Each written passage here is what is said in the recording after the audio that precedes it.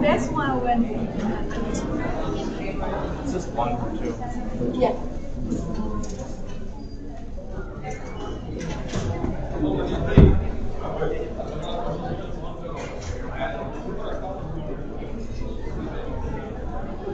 Hashumati Ben Midlani, Meenakshi Ben Shah, if you're here, please come to the altar with your name so we can have you take participate in the puja. We'll get started in just about a minute.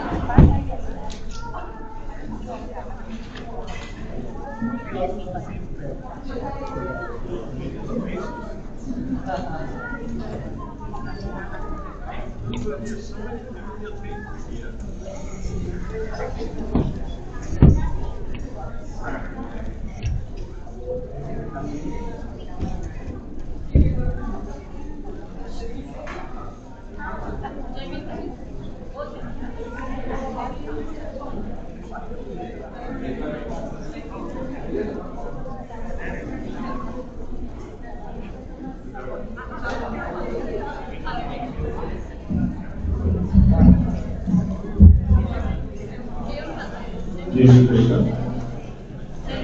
Humble request. The parents sitting in the back of the youngsters, please guide them. My way is going to be very clear and explain, but sometimes still they need a little guidance. And number two, please observe silence so that the puja to be done properly. Just Krishna.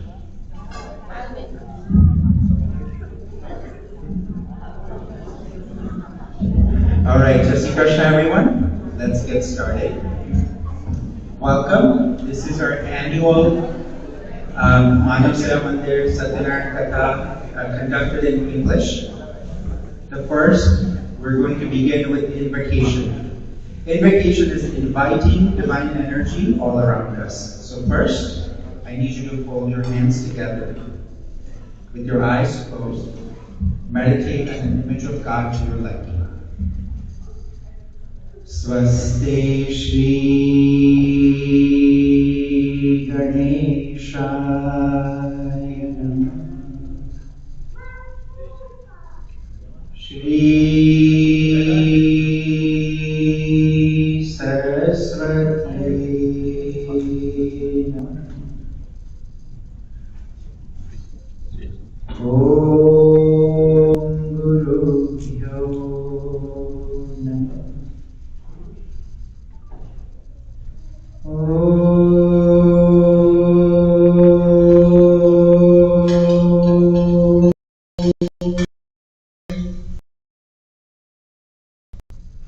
Namah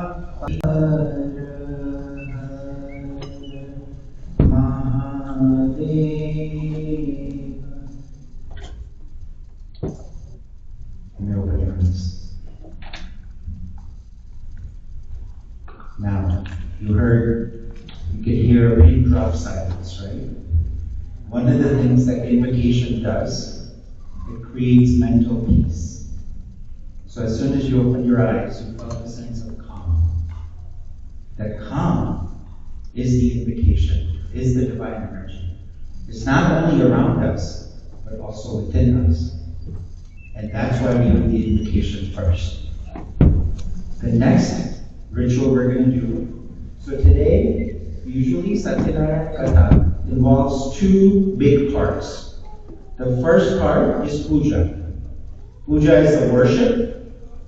Puja is the ritual of offering different things to the idol or image of Shri Satyanarayana Dev or Lakshmi Narayana Bhagavan and Lord Ganesh. The second part is the katha. The katha is the story. Now, both of these are very sacred acts in Hinduism. We consider them to be very pious activity. So we're going to learn why they're important.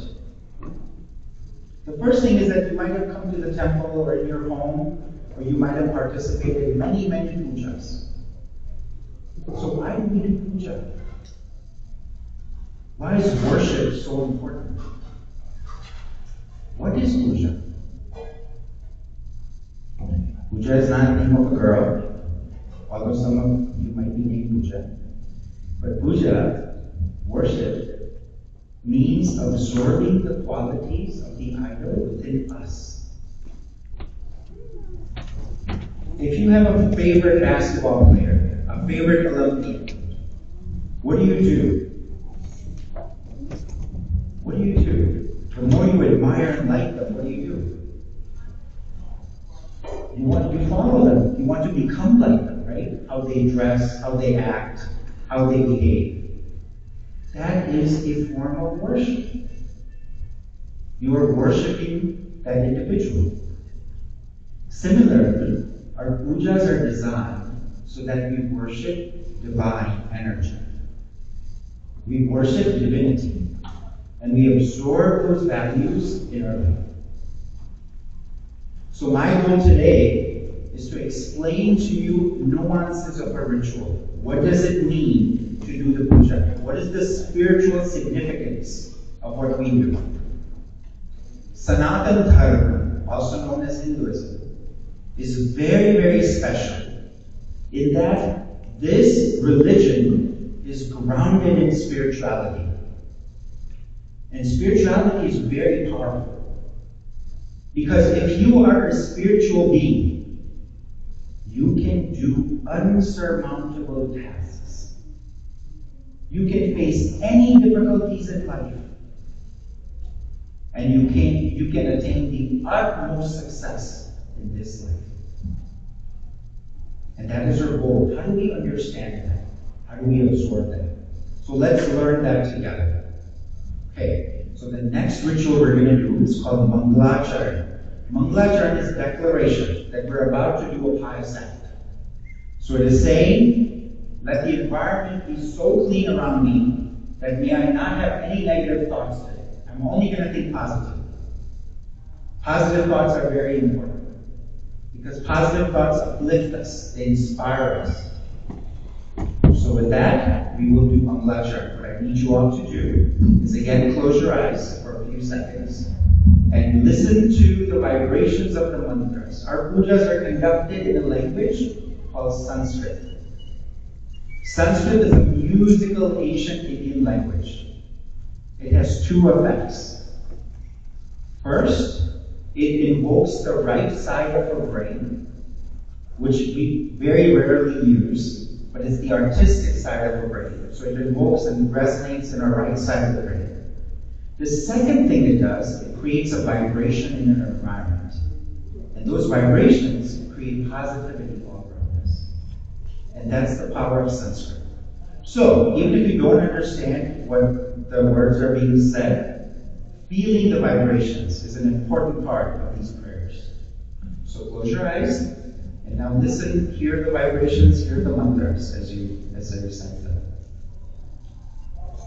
Hari Om Bhadram Karnevi Shrunuyama Deva Bhadram Pashe Makshavedye Jatraha Stire Range Sushtuvagam Sastanu Bivyarshe Mahideva Itam Yadayu. You know it, rest. The next ritual we're going to do is called Pavitrikaran. Pavitrikaran is purification of our environment. We purify things. When our hands are dirty, what do? Wash it with what? Water, clean water, right? So similarly, in our environment, if there are any impurities, may they all be cleared with water. This is why we use water in our puja. So we're going to take a spoonful of water in our right hand. We're going to cover it up with our left hand. And when after the mantras are chanted, we're going to sprinkle it all around us, as if our environment is getting purified. All the impurities are going away. Om apavitraha pavitro vam sarvavastham tato viva yasmarit kundali kaksham savaya vyantara suchi. Om punata pundrikaksha punatu. Go ahead, sprinkle it all around. Excellent. Now that we have purified the environment around us, we have to purify three elements within us. That is our mind, so that we have pure thoughts. Our speech, so that we think, maybe say things properly. And then our actions. Maybe act properly today. We may act positively today. We may have good intentions in our heart for everybody. So with that, we're going to 3 times take water in our right hand, and after each mantra, we're going to sip that. Om Keshavaya Swaha. Go ahead and drink, take the first sip. Om Narayana Swaha. Second time. Om Madhavaya Swaha. Third time. Now, 4th time, take water in that hand, and there's a little plate, plastic plate under the altar. Put the water into that plate. Om Hastaprakshalanam. So now put that water into that plate down at the bottom. Keep it at the bottom, and you can let the water go. It's washing your hands is what you're doing. Okay, the next purification step we're going to do. So before we get into the puja of divinity and absorbing those divine qualities, we want to purify our environment. We want to purify everything around us, so we can absorb that divine thoughts, that divine feeling within us. And that's the idea behind why we do these purification rituals before we start any puja. Okay, so the next is called Shikha Puja. Shikha is this little tail that you see, ponytail that a lot of Maharaj and Pandits keep in the middle of their hair or their head. Shikha is very important in our religion, in our culture. Shikha is like the antenna that's on a radio. The antenna tunes in to right thoughts and right waves, and we can listen to that music, the sound. Similarly, the Shikha is considered to be the antenna for our brain, for our mind. And it's the way that we absorb good thoughts and good feelings into our mind. It's our commitment to think positively all the time. And that's why Shikha is important. And so now what we're going to do is we're going to take some water in our left hand. We're going to dip the fingers, all 5 fingers of our right hand. And when the mantras are chanted, we're going to take that hand that's dipped in the water and touch right in the middle of her head, right here. Okay? Imagine that there's an antenna there that's giving positive, good signals to all of us. Om Chidrupeni Mahamaye Divya Teja Samanvide Dishtadevi Sikha Madhye Tejam Vrittim Kuruswame. Excellent. Now, the rest of the water you can let go in that plate that's again under the altar. The next ceremony we're going to do is called pranayama. Pranayama is taking of deep breaths. It's not just simply taking deep breaths, but appreciating the air that exists or that allows us to exist. So what is in the air that makes us live? Can anyone tell me what's in the air that we breathe in? Oxygen. Oxygen. Oxygen is in the air. Where did the oxygen come from? Yeah. Plants. Plants. And who told plants to make the oxygen? So what if you get rid of all the plants in the world? Will you have enough oxygen to live? So plants are very important, right? They help us live. Now, did you know that the oxygen, what percentage of our air is actually oxygen? It's 21% exactly. If you go about 1%, if you go 21.5%, do you know what would happen? We would not be able to live. If we go a little below and go 20.5%, do you know what would happen? We would all be short of breath. So who is making sure that the percentage of oxygen in the air is always 21%? Divine. And it only happens here. If you go to Mars, what will happen? Is there oxygen there? You go to the moon, what will happen? Is there oxygen there? Closest to the earth? There's no oxygen there. So isn't this coincidental that we have water, we have trees, and oxygen that sustains our life? And who's making sure that we always have that? That's it. That is what we appreciate through pranayama. Pranayama is not simply taking deep breaths, but is appreciation of somebody out there who's making sure that everything is perfect for us. Okay, so with that, we're going to close our eyes. We're going to sit up straight with our spines erect, and we're going to take deep breaths. Om Bhuva, Om Bhuvaha, Om Swaha, Om Maha, Om Janaha, Om Tapaha, Om Satyam, Om Tat Saviturvarenyam, Bhargo Devasya Dhimahi Dhiyo Yo Nah Prachodayat. Om Apo Jyoti Brahma Bhur Bhuvah Swaha. Om.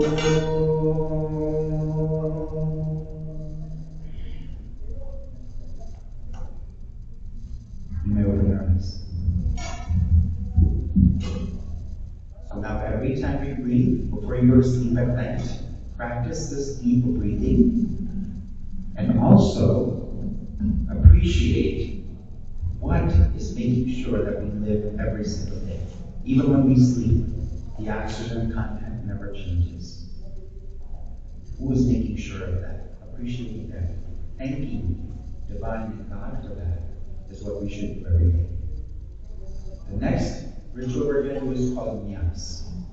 So it's not just simply enough to breathe the air and the oxygen, but it has to get to every single part of our body or organ.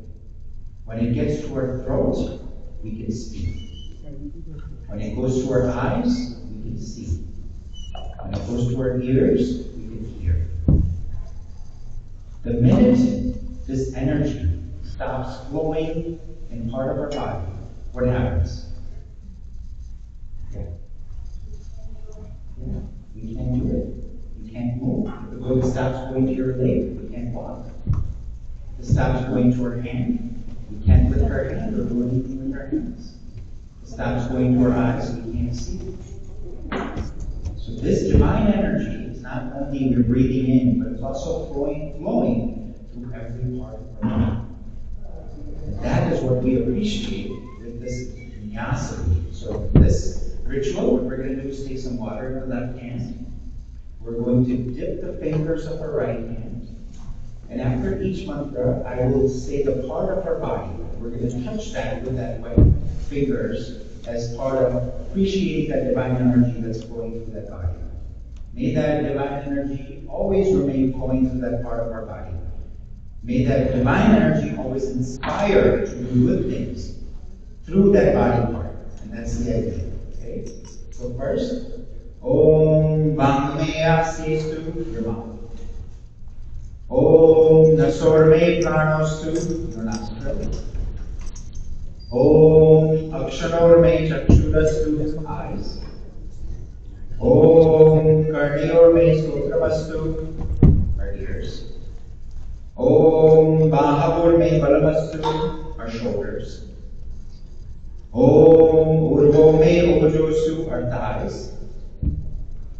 Om Arishtani Mengani Tanustanvame Sasantu, our entire body.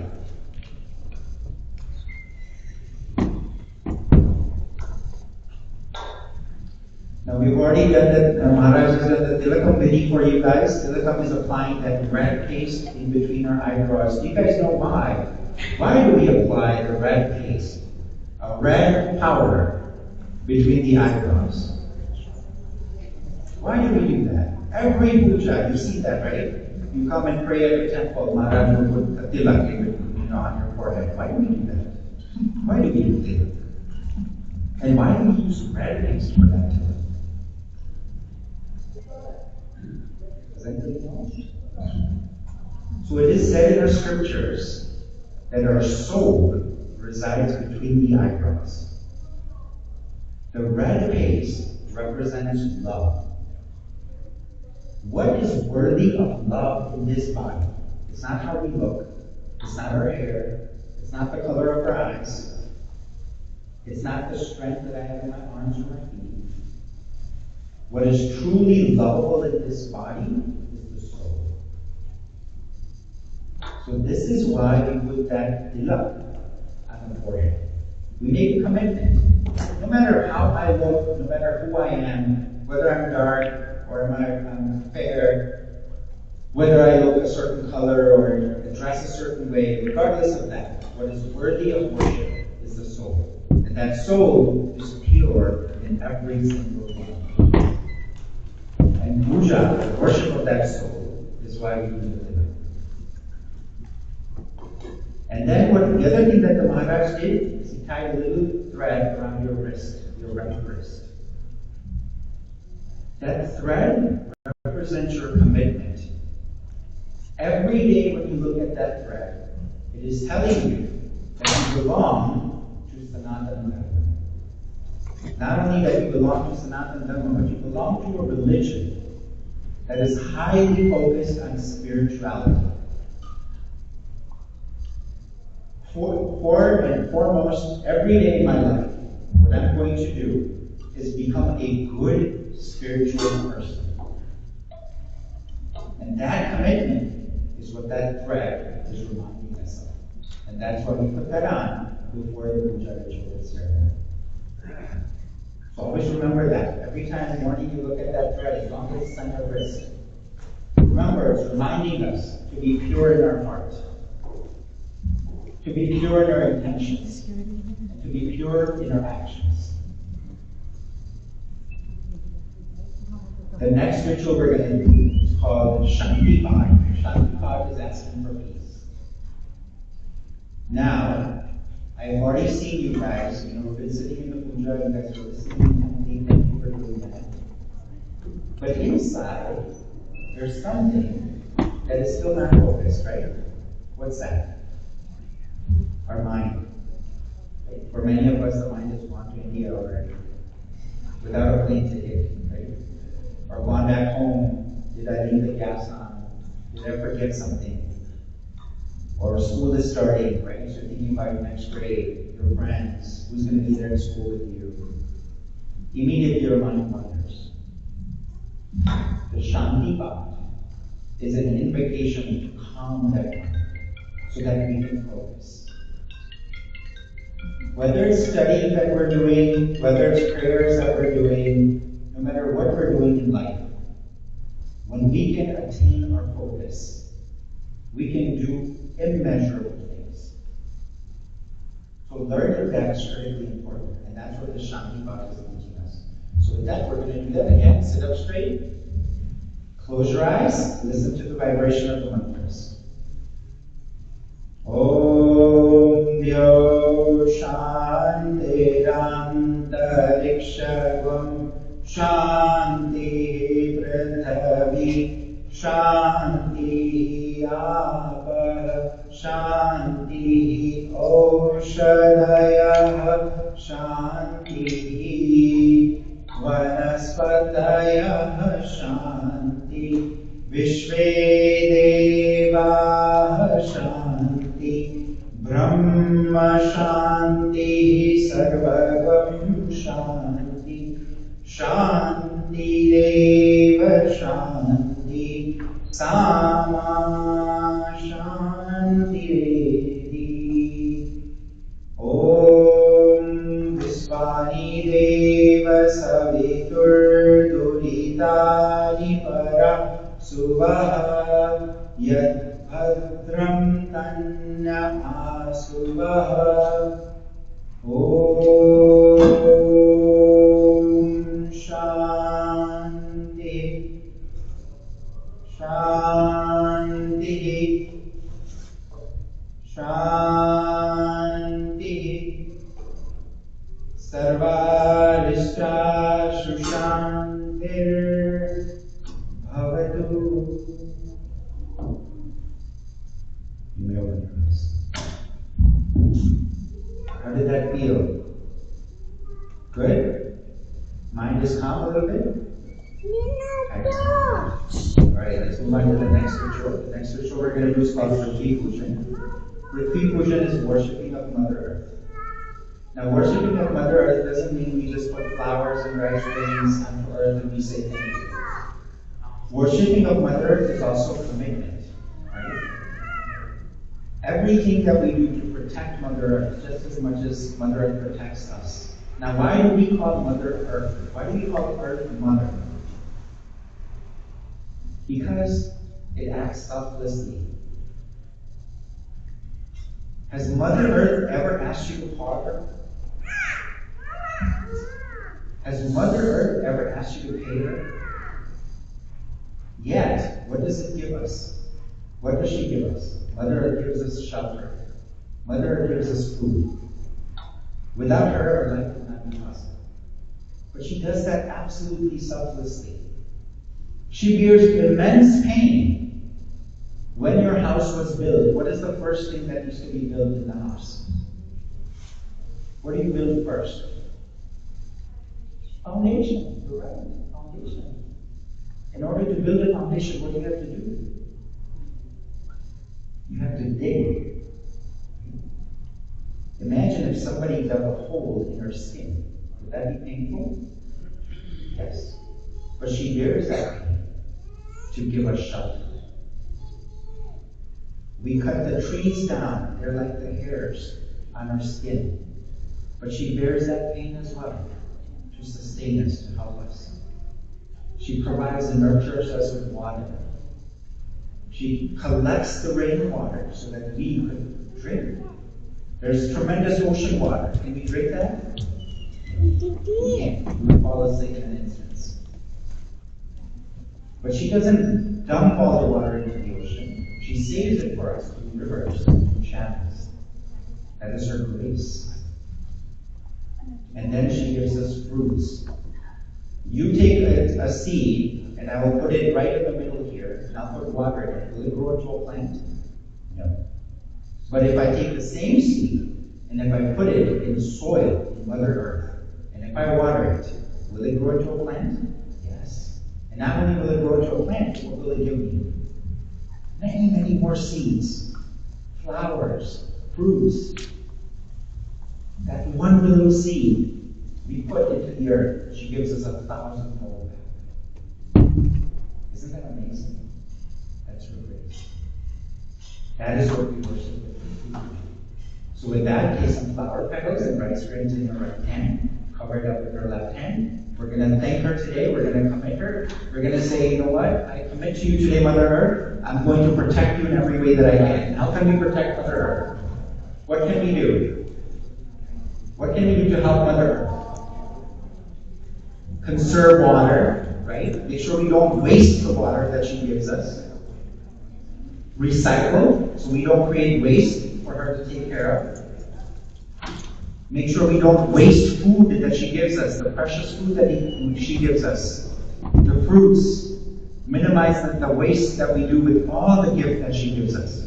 How would you feel if you gave a gift to your friend and your friend had threw it away? Would that make you happy? Wouldn't that make you sad? But that's what we do every day.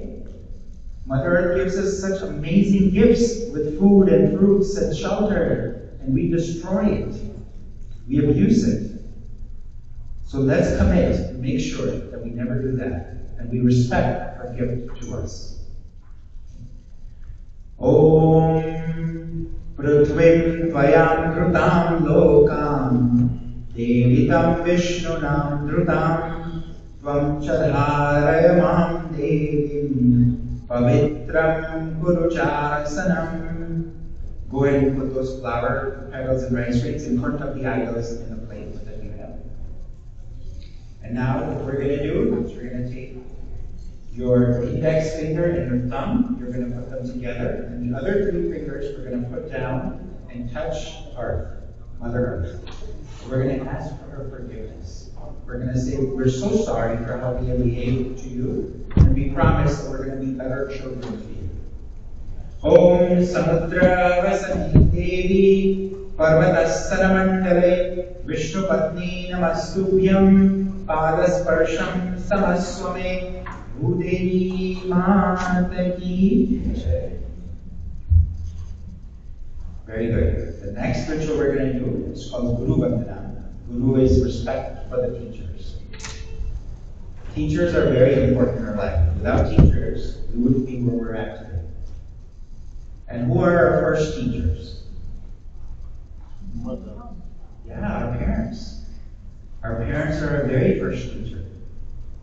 So first teachers are our parents. Without them teaching us, we wouldn't be here. So we appreciate all the gurus, all the teachers in our life who have imparted knowledge unto us and made us into better human beings. That we can sit here and do puja. So with that, we'll do Vandana. Please folded hands, again closing our eyes. Give respect to all the teachers in our life. Namo Gurubhyo Guru Padukabhyo Nama Parebhya Parapadukabhyo Acharya Siddhe Parabhyameshwarpadukabhyo Namostu Lakshmi Patipadukabhyo. Gurur Brahma Gurur Vishnu Gurur Devo Maheshwara Gurur Sakshat Parabrahma Tasmai Shri Gurave Namah. Shri Sadguru Deva Ki Jai. Now we're going to do Namaskar. Namaskar is paying our respect to the many gods that are part of our pantheon. Starting from Lord Ganesh to all the different images of God that we have in the temple and outside of the temple around us. Now, why do we do that? Now, I'm sorry, I forgot your name. What's your name? Kavish. Kavish had a beautiful question when he came into the temple and he was offering his prayers to Lord Krishna. And he asked his mom a question. He said, Mom, why do all the gods have 4 or more arms? We don't have 4 arms, we only have 2. Well, why do the gods have 4 arms? What a beautiful observation. What a beautiful question. The first and foremost lesson that the gods are teaching us, what does it mean to have 4 arms? Multiple arms. You know what it means? It means to work hard. Divinity can never be achieved with laziness. Success in life can never be achieved with laziness. So the first lesson God is teaching us is saying work hard. Put your best effort forth. Do your darndest, do your hardest work ever. And then I will grant you success. You will have blessings. That is the lesson God is teaching us. That's why they have 4 arms. And each arm has a significance. We'll talk about it when we talk about the worship of each God. But right now, what I want you to do is to focus on each of the gods that are part of the name that we hear. We're going to say Namah. Namah is folding our hands and offering respect to that God. It's not just offering respect, but may the divine value of that God come into mind. And that's the idea of Namaskar. So let's fold our hands together, close our eyes. When you hear Namaha, then please bow our head down. And bowing our head down means that we are giving up our ego. I'm the best. I know the best. Oftentimes we live our life believing in that. That's our ego. And sometimes when we believe that, it doesn't allow us to learn from others. And so by bowing down our head, we're saying, I'm going to let go of that. I'm going to learn from everybody and everyone around me. So with that, folded hands. Om Shriman Mahaganadipate Namah. Om Shri Lakshmi Narayana Namah. Om Shri Maheshwarabhyay Namah. Om Shri Mani Hiranyagarbhabhyam Namah. Om Shri Sachi Purandarabhyam Namah. Om Shri Matrupitru Charanakamaleभ्यो Namah. Om Shri Ishtadevatabhyo Namah. Om Shri Gurubhyo Namah. Om Shri Kuladevtabhyo Namah.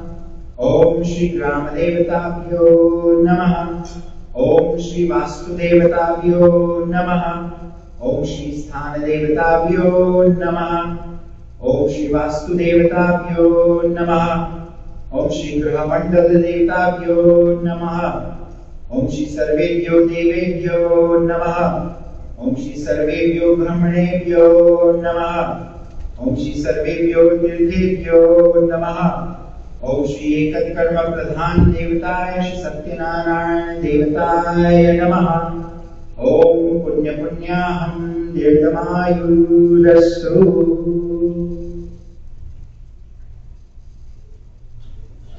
The next ritual we're going to do is called Sankalp. Sankalp is determination. Determination is very important in our religion, in our system.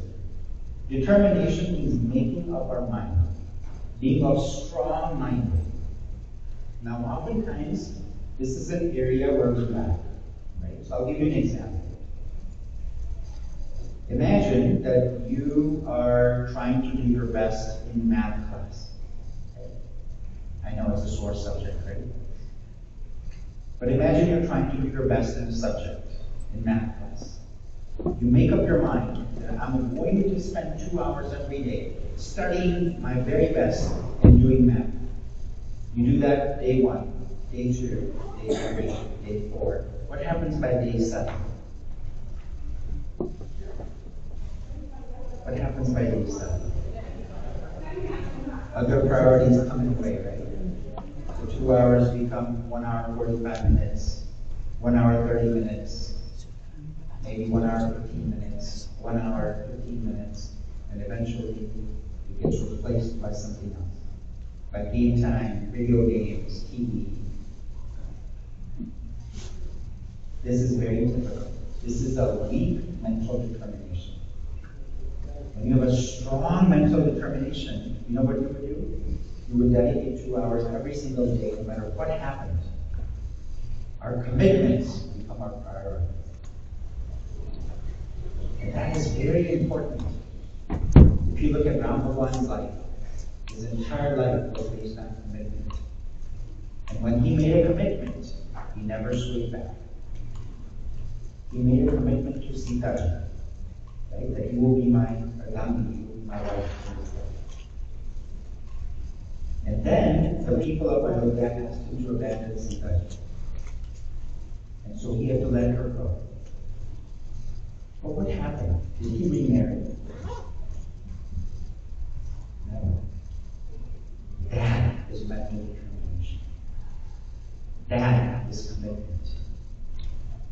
If we can develop that commitment in our life, no, nothing can stop us from succeeding.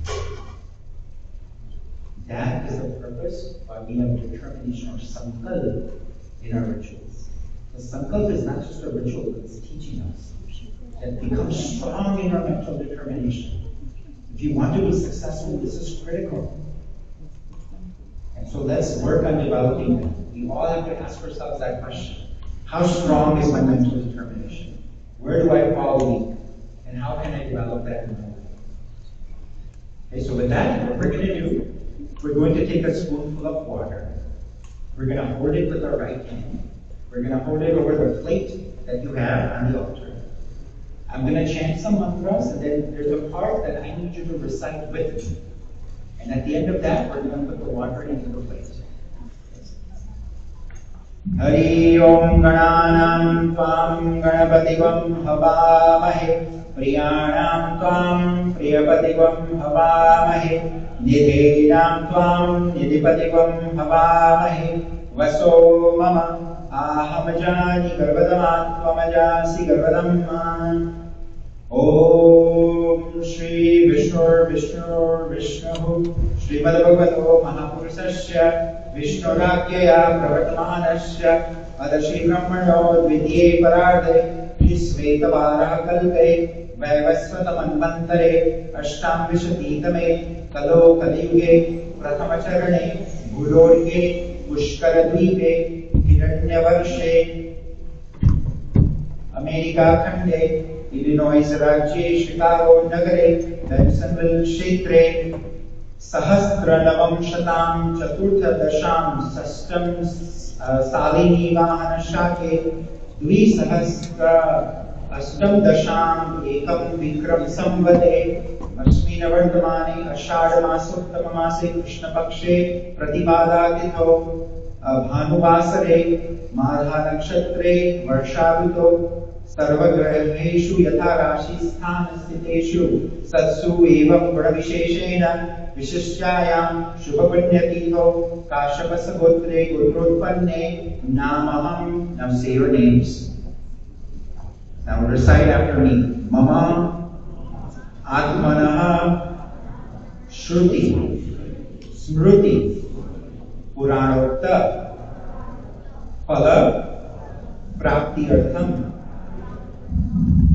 Mama सकुटुम्बस्य क्षेमं स्थैर्यं आयुष्य आरोग्य चतुर्विध पुरुषार्थ सिद्धि अर्थम अंगीकृत श्री सत्यनारायण व्रतां गत्वेन संपादित सामग्रया श्री गणेश गौरी वरुण ब्रह्मा सूर्यादि नवग्रह समक्षः अष्ट लोकपाल गणपति चतुष्ट देवता पूजनम पूर्वकम श्री सत्यनारायण प्रीत्यर्थम यथा शक्ति यथा मिलितो उपचारे द्रव्ये पुराणोक्त मंत्रेश्च ध्वना आवाहन षोडशोपचारे श्री सत्यनारायण पूजनम तथा व्रतोक्त कथा श्रवण च करिष्ये. Now go ahead and put the water into the plate. Vinayakam Gurum Bhanam Brahma Vishnu Maheshwaram Saraswati Pranamyado Sarvakarya Siddhaye Satyanarayana Devaki Lakshmi Narayana Bhagavan. Very good. Now there are 4 elements that we have to worship in the puja. The very first element we're going to worship is called Kalash. Kalash is a copper pot that is full of water. It has leaves and then it has a coconut on top. Now Kalash with water filled in a coconut on top represents our body. It represents our pure body. Just as the pot is full of water, our body is full of water. We all know science tells us that 60% of our body weight is water. Similarly, the copper pot is full of water. If you look at the coconut, it has 2 eyes, just like we have 2 eyes on our head. And then there are 4 leaves, betel nut leaves that we use, that are put in between that head and the body. Those 4 leaves, what do you think they represent? Our arms and legs, exactly. And do we know why betel nut leaves are used? Betel nut leaves are giving us a very important message, and this is why they're used in puja. Betel nut leaves, first of all, grow on a vine. The vine ascends, so it teaches us that may our actions, what we do with our arms and legs, lift us up. Never bring us down, but lift us up. Second, if you take a betel nut leaf, and if you chew it, if you crush it, what will it do? What does it do? Have you eaten? How many of you eaten a pan? Oh, come on, you all have eaten a pan, right? Pan is made with that betel nut leaf in the outer covering, right? You put it in your mouth. When you crush it, do you know why we eat pan after eating? Because it helps with digestion, it refreshes our mouth, and it protects our teeth. It has antibacterial property that protects our teeth. Now think about this. Something that we put in our mouth and crush, we give it immense pain. What did it give us in return? It gave us positive values, right? It gave us benefit. So may our actions, what we do with our arms and legs, always benefit the world. Always benefit others. May we never do things to harm other people. And this is why we leaves are used in puja. That's why we use them in prayers. That's an important message for all of us and how we become divine. Okay? So with that, we'll do Kalash Pujan. So the very first thing we're going to do is we're going to bring that pot up filled with water and put it into the plate that's in front of us. Om Akalashesu Dhavanti Pavitre Parisinchate Ukte Yagyeshu Vardate. Now we're going to take a spoonful of water and put it in there as if we're filling it up with water. Jivanam sarva jivanam pavanam pavanatmakam bijam sarva shuddhinam cha tajjalam purayamyaham. Now you should have bread that's on your plate. We're going to take that and we're going to put it around the neck of that kalash. That represents, again, decorations are commitments in life. Just like our body has a commitment, we commit to the principles of nature, right? We need to feed our body. We need to take care of it as a temple. So that's the idea. Sutram karva sambhutam brahmanam nirmitam pura yena vadam jagat sarvam veshtanam kalashasya cha. Now, aushadis. So for aushadis, we're going to put rice grains, a little bit of rice grains into the kalash itself. Om ya kalinirya apala ayushnaya shapushpani brahaspatim prasasthanam mamyatam asara. Now we're going to put some coins. If you have some coins, some spare change, please put that. If you don't have it, you can use some rice grains, but if you have it, go ahead and put coins into the kalash. Dhanyoshali manushyanam jivanam paramam smritam shrittam yakad sambhutam kalashe prakshitamyam.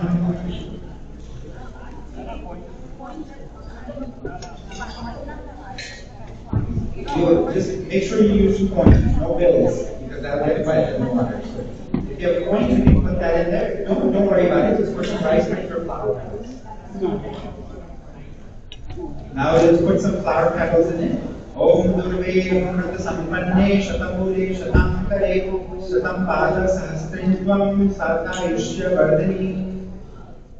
Now we're going to take the leaves. You should have some Nivalan leaves on there. You can take just a couple of them and make sure you put them right on top of the neck of the kalash. Ashwathandur Laksha Lakshayun Vardhavordhan Pallavam Vajjamangaksha Dimutoktam Sarvakarma Sushobana. Now we're going to take a coconut and put that on top. Please, parents, guide the kids on how to put the leaves properly so that the stem of the leaf should go on the inside and the curved part of the top part of the leaf should point outwards. Okay, and then we put the kalash on top, the stripper on top. Idanam sarva vastunam sarva karyartha sadhanam sampurna kalashoena patre tata kaloshpari.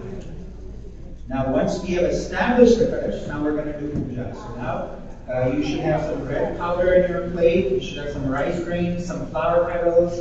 You should have some red, different colored powders in the boxes that you have. Make sure you use those.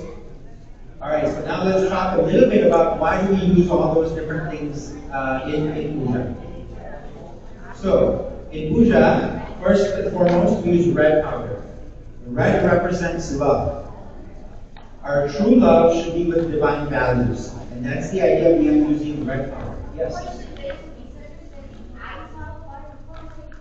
The eyes goes up on top. The part of the eyes, the three little dots, black dots that you see, goes up on top. That should be up on top. Yes? Yes. The eye part goes up on top.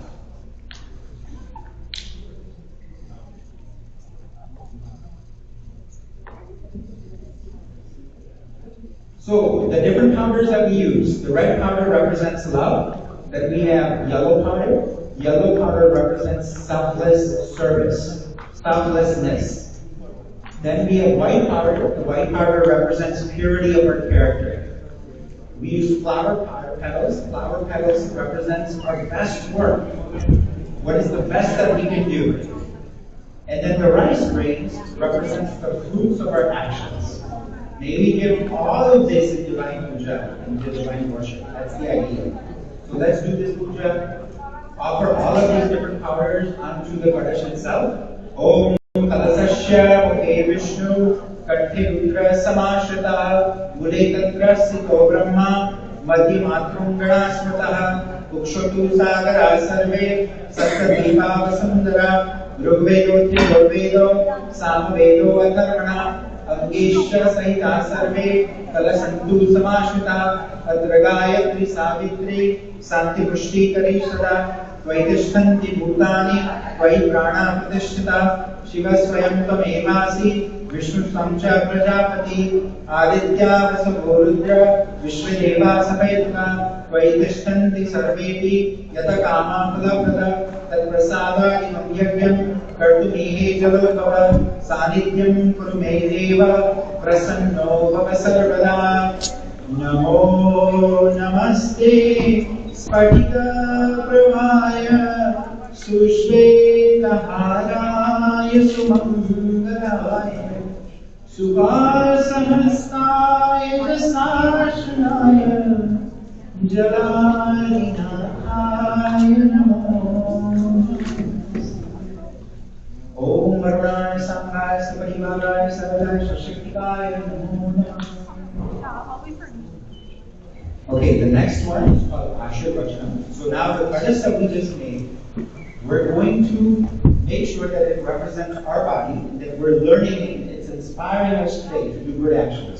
So what we're going to do is lift up that kaddas, and we're going to put it on our right shoulder. There you go.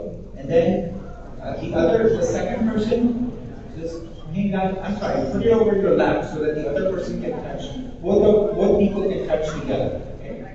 The idea is that it should represent our body. Okay, now I'm going to chant some mantras and then I would need you to chant the same thing with me, okay? So chant with me.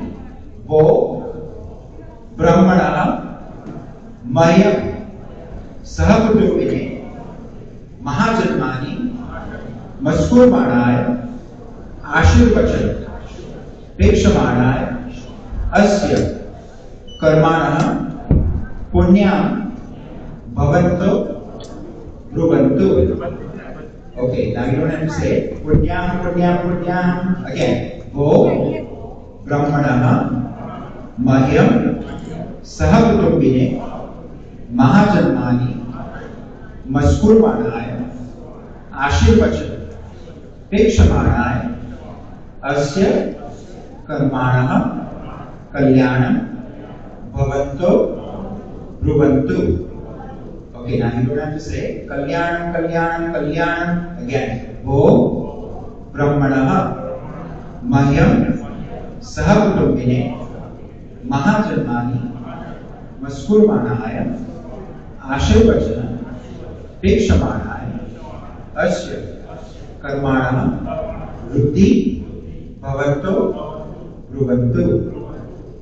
Okay, now you don't have to say Karmaridhyatam, Karmaridhyatam, Karmaridhyatam. Again. Vo Brahmana Mahyam Sahakutumbine Mahajanmani Maskurmanaya Ashirvachan Pekshamanaya Asya Karmanaha Swasti Bhavanto Dhruvantu.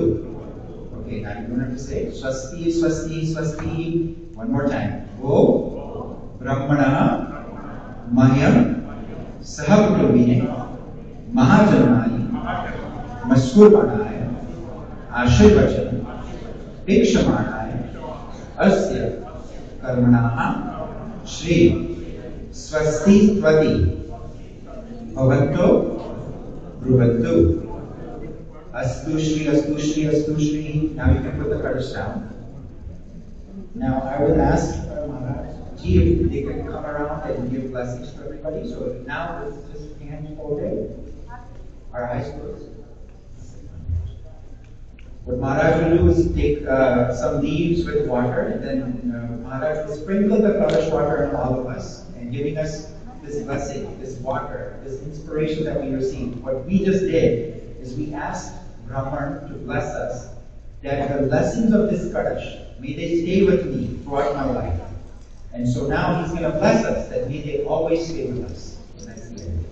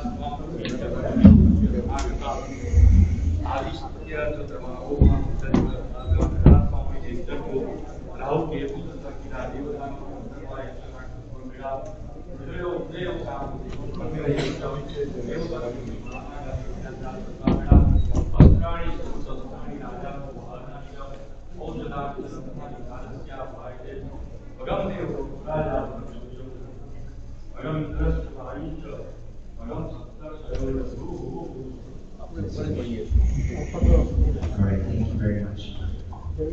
Alright, so now that's the first puja that we did, which is the Kalash puja. The next puja that we're going to do is called Deepa puja. Deepa puja is the lamp, puja of the lamp. We have a lamp that's in front of us. So what we're going to do is take some flour, petal, and rice grains in our right hand. We're going to cover it up with our left hand. Imagine that you're doing puja of a lamp. Now lamp, again, what I tell you is that everything we do in puja has spiritual significance. It's teaching us something very important. And learning this is critical to how we become spiritual in our life.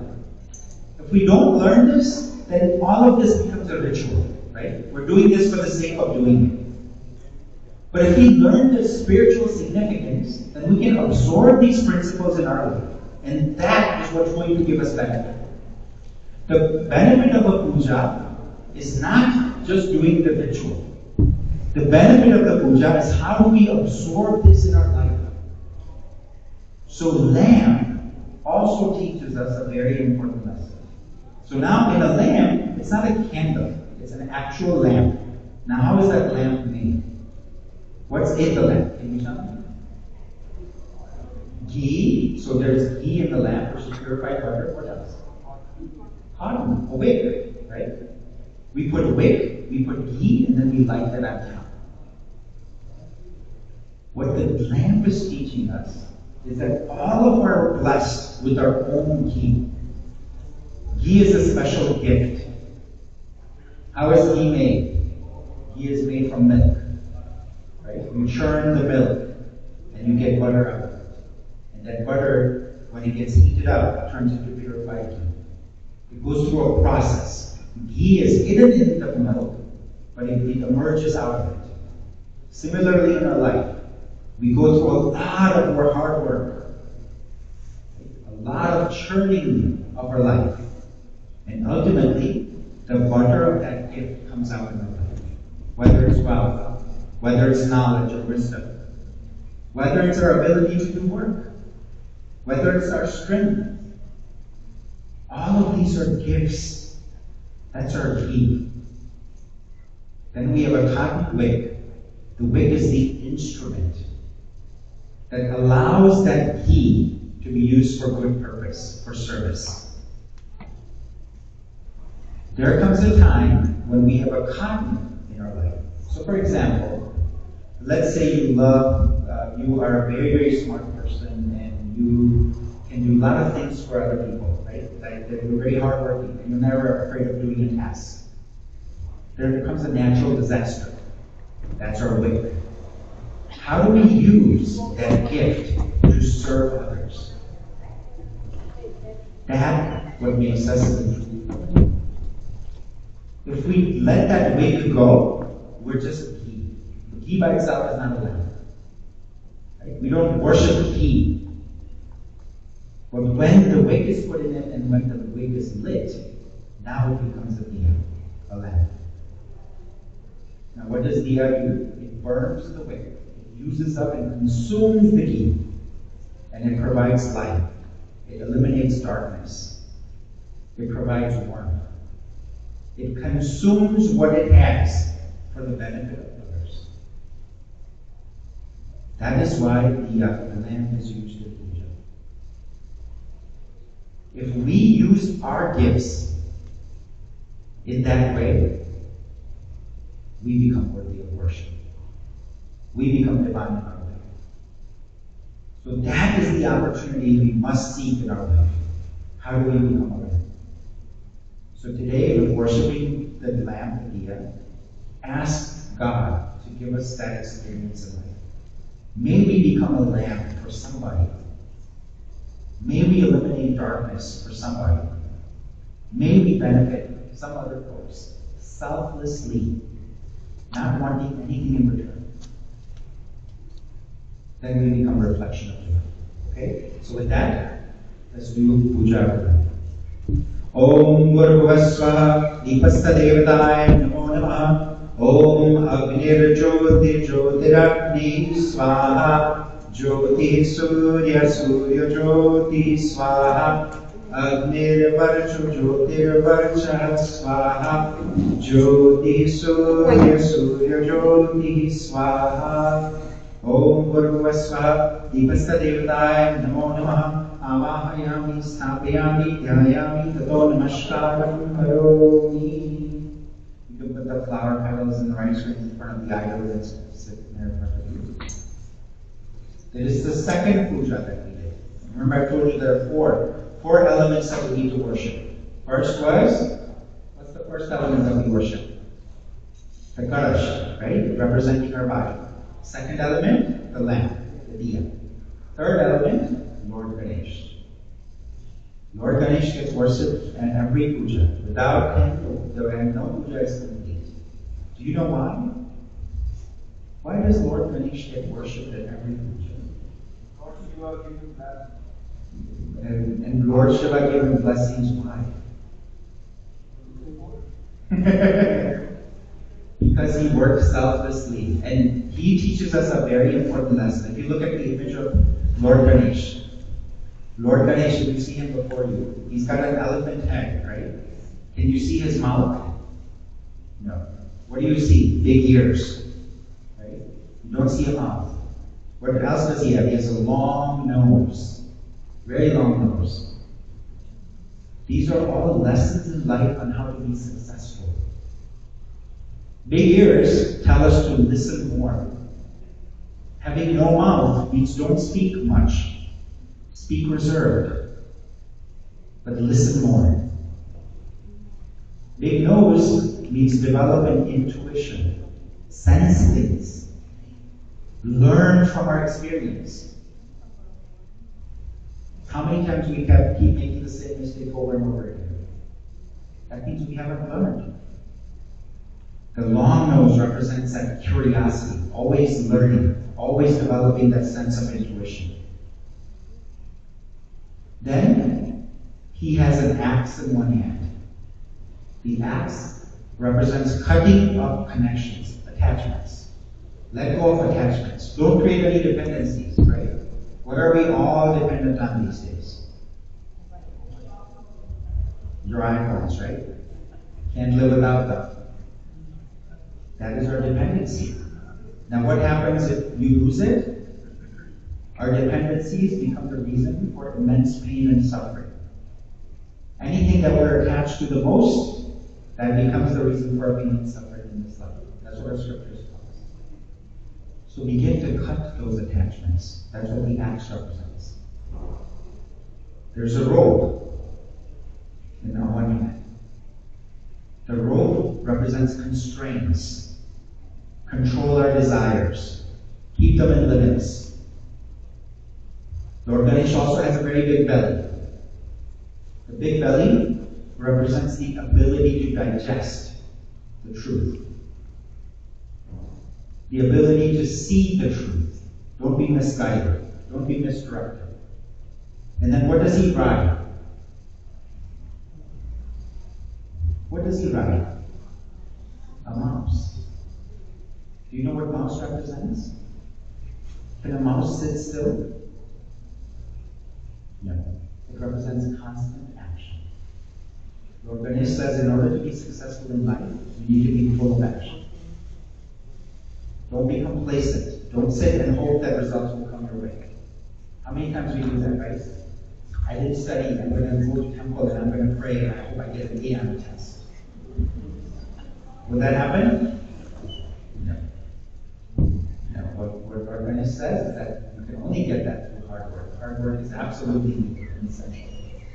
So these are the lessons Lord Ganesh is teaching teachings. He has modak in one hand, but you don't see a mouth on it.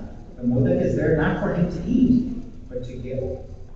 Give sweet words and sweet thoughts and sweet experiences to others. That's what he's teaching us. So those are the messages Lord Ganesh is teaching us, which is what we worship today. May these lessons come into our life as well. So with that, we'll begin our puja. The very first is Avahan. So keep some flower petals and rice grains in your right hand, cover it up with the left hand. Ekadantam chaturahastam pashamankushadhari radam cha varanam haste bibranam mushakadhvajam raktam dambodara surpa karnakam raktavasasam raktagandham liptangam raktapushpe supujitam Bhaktanukampinam devam jagatkaranam avirvatam jashushtyaro prakrute purushatvaram evam dhyayati nityam sanyogi yoginam varaha namo vratapataye namo ganapataye namo pradhamapataye namastestu lambodaraye ekadantaya Vighnavinashine Shivasudaya Vardamurtaye Namo Namaha. Offer those flower petals and rice grains to the idol of Lord Ganesh that's in the plate. Now, you can lift up the Ganesh and put it in the back, and then bring up that idol of Lord Ganesh and put it in the plate in front of you. We're going to do puja of that Lord Ganesh onto the plate. Now the puja that we do of divine entities, whether it's Lord Ganesh or Satyanarayana Dev, that puja is called Shodashopachara Puja. Puja in 16 ways. 16-fold puja. So why do we do 16-fold puja? The 16-fold puja is not really to offer those things to Bhagavan, because Bhagavan already has them. He doesn't need those things from us. But these 16 things are essential comforts in life that we appreciate, that we enjoy. So by offering those 16 things, we are actually offering thank you to God for giving us those things in our life. Right? So when Father's Day and Mother's Day comes, what do you guys do? What do you guys do for Father's Day and Mother's Day? Do you get a gift for your mom and dad? Do you make a gift for your mom and dad? Right? And how do you get that gift? Who pays for that gift? Your parents, right? It's their money, it's their item, but you take it and you give it to them as a gift, and it makes their day. They absolutely love it, don't they? We're doing the same thing with social justice. God, this is all God's. He's given it to us. We give it back to Him today. Same idea. We appreciate that what He has given us so that we can have these comforts in our life. That is the Shorshopachara Puja. Okay? So very first we're going to do is we're going to give Him a seat. So take some rice grains, and after the mantra is chanted, you're going to offer some rice grains on top of the idol of Lord Ganesh. Om Siddhi Buddhi Sesham Maharadipataye Namaha Avahayami Stapayami Om Shriman Maharadipataye Namaha Asanam Samarpayami. Go ahead and offer those rice grains to Lord Ganesh. Now we're going to offer Him a spoonful of water to wash His feet. When our feet are dirty, we have water available to wash them, to clean them. So we appreciate that. Om Shriman Maharadipataye Namaha Padyam Samarpayami. Go ahead and offer water. Next, we're going to offer Him a spoonful of water to wash His hands. Om Shriman Maharadipataye Namaha Adanyam Samarpayami. Washing of our hands is very important. Water cleans and purifies so many things for us. Without having that ability to wash our hands, we would be so sick in our life. Right? So the fact that we can clean our hands and have that ability to do that is really critically a gift to us. Now we're going to offer a spoonful of water for drinking. Om Siddhi Buddhi Sesham Maharadipataye Namaha Adharyam Samarpayami. Okay. Achmaniyam Samarpayami. Okay, now a spoonful of water for bathing. Om Shriman Mahaganipataye Namaha. Snanam Samarpayami.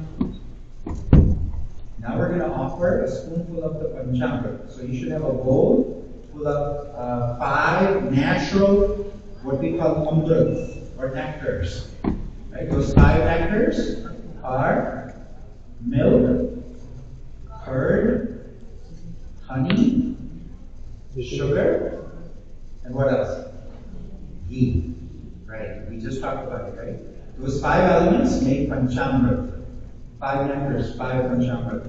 These are natural gifts that God has given us. So we offer that to Lord Ganesh. Om Sativati Seshamagani Pratay Nama Panchamrita Snanam Samarpayami. After that, spoonful of clean water. Om Sativati Seshamagani Pratay Nama Panchamrita Snanam Suddhodak Snanam Samarpayami. And now with a spoonful of water for drinking. Om Sativati Seshamagani Pratay Nama Suddhodak Snanam Achmaniyam Samarpayami. Now you should have another red thread on your plate. Take a strand of that red thread and offer it as clothes, just like we wear clothes. That gives to God. Shriman Mahaganipataye Namaha Vastrupavastram Samarpayami. Now take some rice grains and offer that to Lord Ganesh. Om Siddhi Buddhi Seshan Mahaganipataye Namaha Yagyopavitam Samarpayami. Now we're going to take the yellow powder that you have on your plate or in your box. We're going to offer that. This is Chandaram. Chandaram represents selflessness. Maybe be selfless in our life. Be selfless actually to take care of us. Right? Without mom's selflessness and our dad's selflessness, we would not be alive. That selflessness is an important principle in life. We offer that to Lord Ganesh. Om Siddhi Buddhi Srishman Mahaganipataye Namaha Chandaram Samarpayami. Now you should have different color, pink powder and white powder to offer that. Om Siddhi Buddhi Srishman Mahaganipataye Namaha Sobhagya Dravyam Samarpayami. Now the red powder. Om Siddhi Buddhi Srishman Mahaganipataye Namaha Kumkumam Samarpayami. You can do a tilakam for Lord Ganesh in the middle of his forehead. Now some rice grains on top of that kumkum. Om Siddhi Buddhi Srishman Mahaganipataye Namaha Akshanam Samarpayami. Now some flower petals. Om Siddhi Buddhi Seshan Mahaganipataye Namaha Pushpani Samarpayami. Now if you have some grass in your plate, or if you have some flower petals, you can offer that again. Om Siddhi Buddhi Seshan Mahaganipataye Namaha Durvam Samarpayami. Durva is straight strand of grass. Durva represents purity and directness of our thought. What Lord Ganesh accepts and what he loves is Durva, straightness, not crooked thinking, but straight thinking. And that's what Durva represents. That's why we offer Durva in worship of Lord Ganesh. Now, Dhub. So we have incense sticks that we light. So we are going to offer. So we're going to keep our left hand covering our mouth and our nose. And with our right hand, we're going to offer the incense stick to Lord Ganesh. Now we're going to show the lamp to Lord Ganesh, Diya. So again, cover our eyes now, and then show the lamp. Now you should have some fruits, some prasad, the shiro that you have on there. Take a little bit of that and put it in a plate in front of Lord Ganesh, offer him some fruits. So you can pick up one of the fruits and offer it. Lord Ganesh. Om Siddhi Buddhi Srisham Mahaganipataye Namaha Naivedyam Nivedayami. And now, for mukbas, just like we eat betel nut, or we eat the fennel seeds right after we finish our food, we're going to offer mukbas. So offer some rice grains. Om Siddhi Buddhi Srisham Mahaganipataye Namaha Tambulam Samarpayami. Now Dakshina. If you have spare change, you can offer it as a gift. If you don't have spare change, offer some flower petals. Dakshina is a gift. So essentially you're gifting him something. Now, what does God want as a gift from us? Do you think God wants money from us? What does God want? What do you think Lord Krishna, Mataji, Shankardada, what do they want when we come to the temple? What do they want from us? Do you know what they want? Be good. You know what they want from us? They want our vices. They want our bad qualities. If we get angry easily, He wants that gift from you, that you give up that anger. If you speak and hurt somebody, then He wants that language that hurts others from you as a gift. That is the gift we should give Him. Okay, so let's give Him that gift today. So offer some flower petals. If you have, you can put dakshina. If you have money, you can put that. If you don't, then put flower petals, rice grains. Om Siddhi Buddhi Session Magadi Padaya Dakshinam Samarapayami. Now take some flower petals in the middle two fingers with the thumb. So hold them like this. Now we're going to offer it as an Aarti to Lord Ganesh. It's called Nirajana Aarti. Now why do we do Aarti? Aarti is absolute worship of the good qualities. May all the good qualities we have, Lord Ganesh, come into me. That's the idea. Okay, so we offer this as an Aarti. Om Siddhi Buddhi Session Magadi Padema Nirajanam Samarapayami. Now put those flower petals in our hand. Okay, now keep flower petals in our hand. And we offer our last offering, which is Pushpanjali. Please forgive us if we made any mistakes today. We offer you with our purest heart. And what we want to know is that we adore you. We love you because you are so special. And you teach us so many wonderful things. May we learn this in our life. And that's why we offer Pushpanjali. Vigneshwaraya Varadaya Surapriyaya Lambodaraya Sakalaya Jagadhitaya Nagananaya Shrutiyakya Vibhushidaya Gauri Sutaya Garnanathaya Namo Namaste.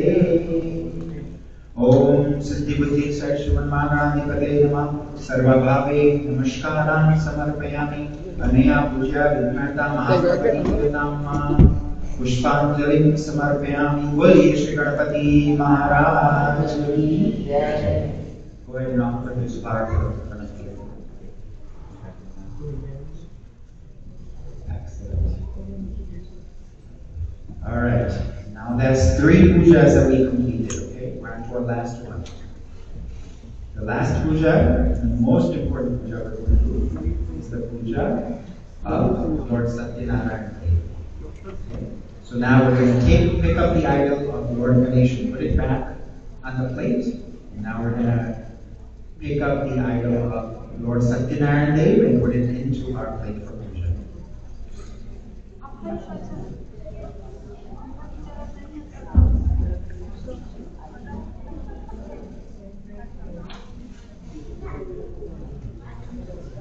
Now before we do that, there's also a little plate of Navagraha, or not the 9 planets, that's also on your altar. Let's do that first. So take that plate of Navagraha Yantra and put that into a plate in front of the idol of Lord Satyanarayana. Okay? And now, when the mantras are chanted, I want you to pick up all the different color powders, starting with the red one first, and put it on that yantra for the Navagraha, the 9 planets. The Navagrahas represent the 9 planets. Now, why do we worship the Navagrahas? So let's understand that first. Okay? It is said in our scriptures, and ours is a very scientific scriptures, in the Vedas, it is stated that the 9 planets have a big influence on our life. Okay, starting with the moon. So what happens when there's a full moon? Do you know? What happens on a full moon? What happens to the oceans? Yeah, the tides, right? The tides go higher. Now, tides go higher is the influence that moon has on the water. And what are we made up of? Water. So the same effect also occurs in our body, in our mind. So this is why the influence of moon is one example that we can see in our life. Similarly, every planet has an influence in our life. The way they move, the way they radiate energy, has an effect on how we think, what thoughts come in our mind first. By doing puja of Navagraha, we're asking that may you always inspire us and move us in a positive direction, never in a negative direction. Now, a lot of people say that there are some planets that are evil, that give us panoti or bad times. Planets never give us bad times. Those bad times come to us because of our own karmic actions. The planets become the instrument of delivery of those results. They themselves never give us those results. So don't blame the instrument, right? What we need to purify is do good actions. Then the planets will always move in good direction. And that's the idea behind Navagraha Puja. So we'll worship it. To start with the red powder first, then the rice grains, and then all the different color powders. Brahma Murari Tripuram Takari Bhano Sashiku Misuto Budhasya Guruscha Shukra Sanina Huketa Sarve Graha Shantikara Bhavantu. Shri Navagraha Devtabhyo Namo Namaha. Avahayami Savayami Dhyayami Tato Namaskaram Karomi. Alright, now you can actually take the yantra and put it back in the plate with Lord Ganesh. And now let's do puja for Satyanarayana Dev. Again, puja means absorbing of the qualities. So let's first understand what Satyanarayana Dev represents. So if you look at this image, Lord Satyanarayana Dev is a form of Lord Vishnu. Now what does Vishnu mean? What our scriptures say, what Vishnu is, Vasate Arnuhu iti Vishnu. Vasate means resides. Arnu means every atom. The one that resides in every atom around us is Vishnu. Now you have seen, how many of you have seen pictures of an atom, what an atom looks like, in your science books? Can you remember what that looks like? What do you see? What do you see? What does that atom look like? Do you know? It has a core, it has a center, and then center is made up of two things, right? What's in the center? Protons and neutrons, right? And then it has a lot of waves all around it, like ellipses that are going around it. And if you look at the path of those ellipses, it looks like 4 arms. And this is why Lord Vishnu has 4 arms. That's the ellipse, is the electrons that move around that atom. So what Lord Vishnu represents is an atom. Everything that resides in the atom, energy is the atom. Everything around us is made up of that atom. The air we breathe, the water we drink, everything you see before you is made up of atoms. Without atoms, nothing would be possible.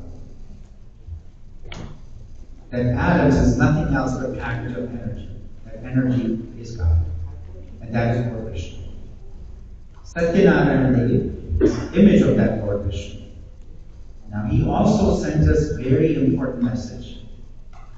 By worship today, what we do is absorb those great qualities into our life. Now what are those qualities? So we have to see is what is Lord Vishnu holding? So can you tell me what's in the 4 arms that are out? Yeah. Gada, very good. Gada is a mace. Chakra, very good. Shankha or conch. And lotus, Padma, right? Those are the 4 things that are in his hands.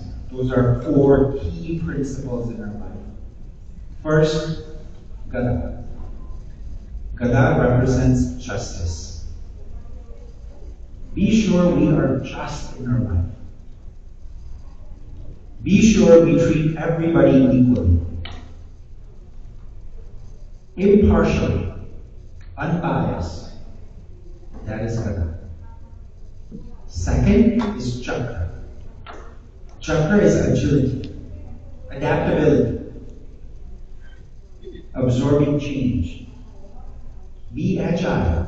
stagnant. Don't say this is the way we do things, this is the way things are. We have to change with the time. That's what Lord Vishnu is saying. Change. Change is part of eminent in life. That is chakra. Be adaptable. Adapt to change. Don't be resistant. Right? Absorb change. Make positivity out of change. Chakra also represents time. Chakra, as it's constantly moving, so is time. Chakra never stops, never will time. So recognize that. The time that you have is very precious. Once passed, you'll never get it back. Okay, so that is Sudarshan. Then you have Conch. What does Conch represent? So do you know that there was a great devotee of Lord Krishna? His name was Surdas. Now what was unique about Surdas? Do you guys know? He was blind. Yeah, he was blind. And he knew nothing about Lord Krishna. But all he knew is that he loved Lord Krishna. One day he fell into a ditch. He didn't know how to ask for help because he couldn't see. So what did he do? He chanted the name of God. He chanted the name of Krishna. He said, Krishna, come and help me. I've got no money. I don't know who else to follow. You are my rescue. Come and help me. So Lord Krishna came. On the way out of his ditch and taking him through his hut, Lord Krishna started to have a conversation with him and asked him, what do you want to do, Sudas? Now that you have your life, what do you want to do? Sudas says, I don't want to do anything else. I just want to sing the praise of Lord Krishna. Because of him, I'm alive today. I don't want anything else in life. That's all I want. But my problem is that I didn't learn anything about Lord Krishna. When I had my eyes, I never read a single word of any of the Bhagavad Gitas, or the Vedas, or the Puranas. So I don't know. How am I going to learn? The little boy who rescued him said, don't worry. I'm sure Krishna will take care of it. And they go to the hut. They go to the hut. And the little boy insists on seeing the tongue of Surdas. He says, I want to see your tongue. Let me see your tongue. So Surdas thought, oh, this little boy just wants to compare his tongue with my tongue. And so he sticks his tongue out. And all of a sudden, he feels something on his tongue. You know what he feels? He feels the tip of a conch. And immediately, guess what happens in Surdas? He is filled with immense wisdom. All the Vedas and Shastras become alive in his mind. He can recite every single word of the Puranas. He could tell stories of Lord Krishna in single breath. My point is, the conch represents knowledge. This is why Lord Vishnu holds the knowledge in his hand. He says knowledge is the most important part of our success in life. Without knowledge and wisdom, we have nothing. That is the conch. And the last is lotus. What does lotus represent? Lotus represents positivity. Where does lotus grow? In mud.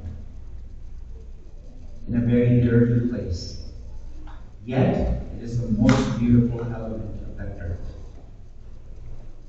It's all in our perspective. You can see the glass half full, or you can see it as half empty. The lotus tells us, always see glass half full. Always see His grace in everything. Always be positive in life, and you will attain success. So these are the principles that Lord Vishnu, Satyanarayana Dev is teaching us. Now his name is Satya. So the other thing he teaches us with his name is to be truthful in our life. Absorb truth. We're very dishonest. You might say, oh no, but I always speak truth. We may speak truth outside, but we don't speak truth internally. How many of you have looked in the mirror and said, I am wrong? or I made a mistake when you make a mistake. What is the first reaction that happens in your life? I'm never wrong. Right? It's not my fault. It's everybody else's fault. So and so is to blame. We never take ownership of our own actions. That is the first lie that we live every single day. Getting away from that is something. And that is Satyanarayana. And that is the puja we're doing today of Lord Satyanarayana. So we'll start with Dhyan first, take some flower petals in our hand. And with our eyes closed, so let's meditate on Lord Satyanarayana. May these values come into our life.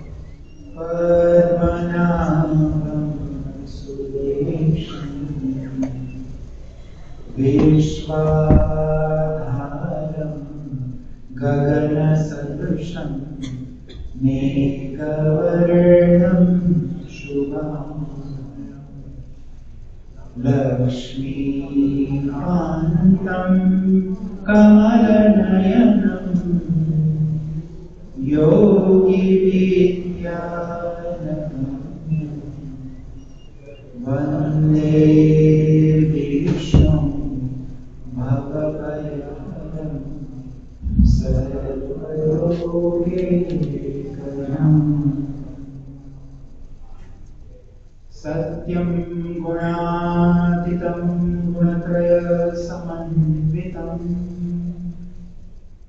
lokanatham trilokesham kaustubadhari hari neelavarnam pitavasam shivatsapadabhushitam Govindam Gokulanandam Brahmardi Abhipuritam Nama Paramakalyanam Nama Paramangalam Vasudevaya Kanthaya Yadunam Pataye Avahai Tvam Garudopastitam Ramardadeham Surarajavanditam Kamshantakachakradam Jasam Vajani Devam Vasudevasam Shri Lakshminarayana Namaha. Go ahead and put the flower petals on that foot. Now we're going to offer him a seat to sit. Again, Shoshopchar Puja. 16 ways, 16 things that the Guardian has given us. We're going to thank Lord Satyanarayana for that. So first rice grains. Sinhasane Ratnamaya Sadeva Hema Bhutambara Shobhani Upadinanda Visva Sthiro Bhavasmi Mamayagya Siddhayam Shri Lakshmanabhya Namaha Asram Samarpayami. Now, a spoonful of water for washing his feet. Shobharna Patre Yamanajalam Chagandakshale Pushpayutastarajam Mayapiram Spatyam Gruhana Bhojaniki Natharam Namaste Shri Lakshmanabhya Namaha Padyopadimam Samarpayami. Adarya. Spoonful of water to wash his hand. Sunirmalam Pujanam Padam Dinirgatam Nandadevtam Mahakulam Janivedatam Vishwabroshvoyam Gruhana Chadir Bhagavan Namaste Shri Lakshmanabhya Namaha Hastayavadaram Samarpayami. Ashram. Spoonful of water to drink. Bhokteshwara Vishwabaho Brahmadi Vibhutipan Brahmagruhana Vishmani Machametam Vishwano Vishno Shri Lakshmanabhya Namaha Ashmayam Samarpayami. Now, a spoonful of water to bathe. Ganga Saraswati देवा पयोष्णी नर्मदा जले स्नापितोऽसि मया देव यथा शान्ति कुरुष्व मे ॐ श्रीकृष्णाभ्यां नमः स्नानं समर्पयामि. Now again Panchamrita Snanam, so the milk and the 5 elements. Dadi madhurtam sheva payashra sarkarayitam panchamritam samanitam snanartham prativridam shrikshnabhyam namah panchamrita snanam samarpayami. Go ahead and offer that. And now clean water right after the panchamrita snanam. Ganga jalasam shitam nadi tirtham samadbhamam snanartham cha mayadatam kurvitam parameshwar shrikshnabhyam namah shuddhodak snanam samarpayami. Again, a spoonful of water after that for drinking. Suddhodak snanante achmaniyam samarpayami. Now, the next thing we're going to do is called Maha Abhishek. Abhishek is a constant stream of water being offered to the Lord. The stream of water represents our thoughts. Abhishek means we're offering our thoughts, our constant focus and attention on the Lord, on all the different elements. What dress is Lord Satyanarayana Dev wearing today? What do his different arms and discs, his ornaments look like? What is he? How is he smiling? How is he looking at us? What do each of these represent? How much do I adore him and love him? What will it take for me to adore him and love him? These are the thoughts that we should be thinking about as we do Abhishek. The idea is constant stream of thought thinking about Lord Satyanarayana Dev. So you have a pot full of water in front of you. 2 people, both of you can touch hands together. And you want to drip it slowly. So you don't want to pour the whole thing, but you can start when the mantra started. Hold up for a second. Don't start yet. When the mantras are started, then start dripping the water a little bit at a time on top of the item. Okay? Everyone got it?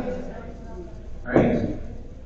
Hari Om Sahasrashirtha Puruka Sahasraksha Sahasrapada Sabhavim Vishwato Vritya Atishtatta Shambhudam Puruka Evedam Sarvam Yadudam Yacha Bhavyam Utamratatashisano Yadannena Tirohati Etavanasya Mahimato Jayancha Purushaha Padosya Vishwabhutani Tripadashyamritandivi Tripadrutva Udeteka Puruha Padosyeha Punah Tato Visvankakramada Sashanashanane Abhi Tasmad Virajayata Virajo Adipurva Sajato Adharishchata Tapashat Purimato Pura Yat Purushat Harisha Deva Yakya Matanvata Vasantosyasi Rajam Nicha Grishma Nasratave Tam Yakyam Parshutoksham Purusham Jatam Abdrata Tena Deva Arjanta Sadhya Rashayashchari Tasmadhakyat Sarvavta Samvradam Purushadacham Pashuttam Chakrivayamyan Aranyam Gramyashchari Tasmadhakyat Sarvavta Rucha Samani Jakkire Chandasi Jakkire Tasmad Yajus Tasmad Ajayata Tasmadashva Ajayanta Yeke Chobhayagata Gavo Jakkire Tasmad Jata Ajavaya Yat Purushabhya Adadatu Kalidabhya Kalpayan Mukham Kimasya Kobahu Ka Urupada Uchide Brahmanasya Mukhamasirvahurajanya Kritaha Uru Tadat Asya Yadavaishyaha Padavyam Shudro Ajayata Chandrama Manaso Jata Chaksho Suryo Ajayata Mukhasindrasya Agnischa Pranad Vayurajayata Nabhyam Asidantariksham Shishnodyo Samavartata Vadavyam Bhumirdishaha Sotra Tatham Lokam Akalpayan Saptasya Sanapadidayasa Tri Sapta Samida Kritaha Devayatya Tanmana Avadan Purusham Pasham Yakin Yakyamayajam Tadevastani Dharma Ni Pradhamanyasana Ehanakam Mahimana Sachandrayatra Purve Sadhyaha Santidevaha Om Shri Satyanarayana Namaha पुरुषसूक्तं स्नानं समर्पयामि श्री सत्यनारायण देव की श्री लक्ष्मी नारायण भगवान की. Okay, very good. Now let's offer a strand of vastra. You should have another red strand in front of you. Sarvabhushadi Somye Lokalajja Nivarane Mayopapadi Tetubhyam Vasansim Prativradam Shlakshminabhyam Vastro Vastram Samarpayami. Right now, some rice grains is offering of Yagyopavitam. Navabhistam Pavayuktam Trigunam Devatamayam Pavitam Mayadatam Ruhana Parameshwara Shlakshminabhyam Yagyopavitam Samarpayami. Now, just like after taking a bath and after putting on clothes, the first thing we do is put deodorants on, right? Powder on, so that we smell good. Similarly, we offer chandanam, the powder, the yellow powder. Shikhandam chandanam divyam gandharya sumanoharam vilevanam surasreshtam chandanam prativradam Shlakshminabhyam namah chandanam samarpayami. Now we offer the red powder on his forehead. Kumkumam kamana divyam kaminya kamasambhavam kumkumena chito deva priyam parameshwar Shlakshminabhyam namah kumkumam samarpayami. Now rice grains, akshanan. Akshatascha surasreshta kumkumukta sushobhita maya nivedam bhaktyam ruhana parameshwara Shlakshminabhyam namah ashtan samarpayami. Some flower petals. Malyadini sugandhini malyatadini may prabhu mayanitani pushpani pujartham prativradam Shlakshminabhyam namah pushpanim samarpayami. Now tulsi patra, if you have tulsi leaf, you can offer that on your plate. If you don't have it, just offer some rice grains, rice petals. But if you have one, offer that. Tulasi hema rupamcha tatta rupamcha manjarim bhavamoksham pradhatubhyam arpayami bhajim priyam Shlakshminabhyam namah tulsi dalani samarpayami. Now Saubhagya Dravyam, you should have some pink and white powder in your box. Please offer that. Abhila Mayushyo Vruddhi Gulalam Prativardhanam Sindhurena Samayuktam Brahmanam Parameshwarim Shlakshminabhyam namah Saubhagya Dravyanim samarpayami. Now dhoop. So again, covering our mouth and nose, we're going to offer dhoop, the incense smell to Lord Satyanarayana. Vanaspati Rasodulo Gandharjam Gandham Uttamam Adreyam Sarvadevanam Dhupayam Prativradam Shlakshminabhyam namah dhupam dravayami. Now, showing the lamp, covering your eyes. Sajya Chavarti Sanyuktam Yoginam Yojitamayam Deepam Drohana Devisham Preyokyam Timirabah Shlakshminabhyam namah Deepam Darshayami. Now you should have a little bit of a box of prasad in front of you. Take a little bit of that prasad out of the box and put it in front of that item or Shlakshminabhyam. Sarkara Khanda Khatyadi Pratikshira Tatani Cha Ahara Shamosham Cha Nevedyam Pratigrohitam Shlakshminabhyam namah Nevedyam Nivedayami.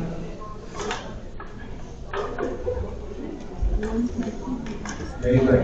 Now we're going to offer some rice grains as mukwas. Pungi phalam mahadivyam nagadandendra daivitam iladi jvana sanyuktam tambulam prativradam Shlakshminabhyam namah tambulpati plant samarpayami. Now you should have another fruit on your altar, so pick up another fruit and offer it. Idam phalam maya deva sthavita parastava kename sapala vyaptir bhagejan mani janmani Shlakshminabhyam namah shuklam samarpayami. Again, dakshina. Dakshina is a gift. So remember, what does God want for gift? Our bad qualities, right? So think about the bad qualities you want to give as a gift today.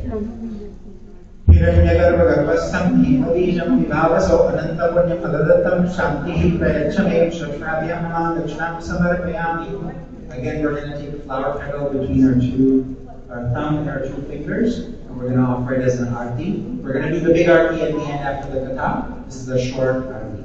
Chaturvati samayuktam duddena cha supuritam nirajanena santushto bhavati jagatpati Shlakshminabhyam namah nirajanam samarpayami. Now we're going to offer good. You can leave those petals in front of Lord Satyanarayana. Now hold our hands together. Now we're going to offer pradakshina. Pradakshina is going around the aisle 3 times. We're going to do that in our place. So we're going to take our hands together. We're going to move it around our head. Imagine as if we're walking around the aisle 3 times. Pradakshina is very important. Pradakshina means we're keeping our goal at the center in our life. And the goal in our life is to become divine, like Lord Satyanarayana did. And that's the idea of pradakshina. Yani kani cha papani janmantarani cha kani kani vinashanti pradakshinaayam pade pade om Lakshmanabhyaya namaha pradakshinam samarpayami. Now, some flower petals in our hand with some rice grains. We're going to offer our last Pushpanjali in prayer to Lord Satyanarayana. Yanmaya bhakti yuktena patram pushpam phalam jalam niveditam cha naivedyam tada gruhanam kampayan mantrahinam kriyahinam bhaktihinam janadanam yadpujitam maya deva paripurnam tadastu me amogha pundarikaksham rishya detya sudanam ऋषिकेशो जगन्नाथं भागिसं वरदायकं गुणत्रयं गुणातीतं गोविन्दं गरुडध्वजं जनार्दनं जनातीतं जानकी वल्लभं हरि प्रणमामि सदा भक्त्यां नारायणमतः दुर्गमे विषमे घोरे शत्रुभिः परपीडिते निष्कारायश्च सर्वेषु तथा निष्ठाफलेषु च नामानि एतानि संकीर्तन इप्सितं फलमाप्नुत सत्यनारायणं देवं वन्देऽहं कामदं प्रभुः लीलया विततं विश्वं येन तस्मै नमो नमः। बोलिए श्री सत्यनारायण देव, श्री लक्ष्मी नारायण भगवान।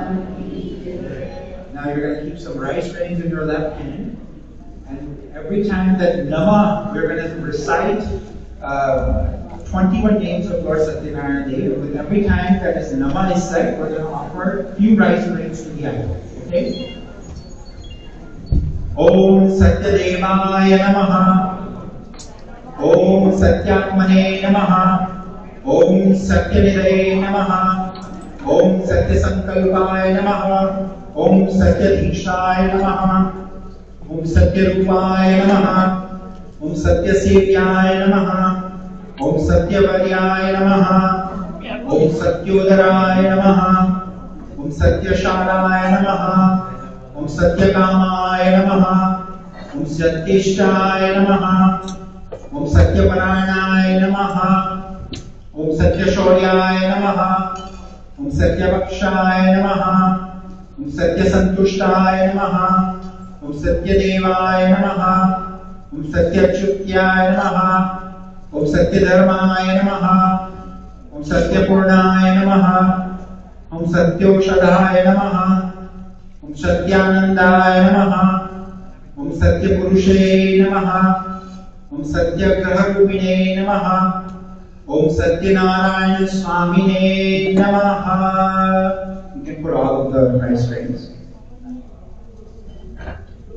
Now, take a spoonful of water.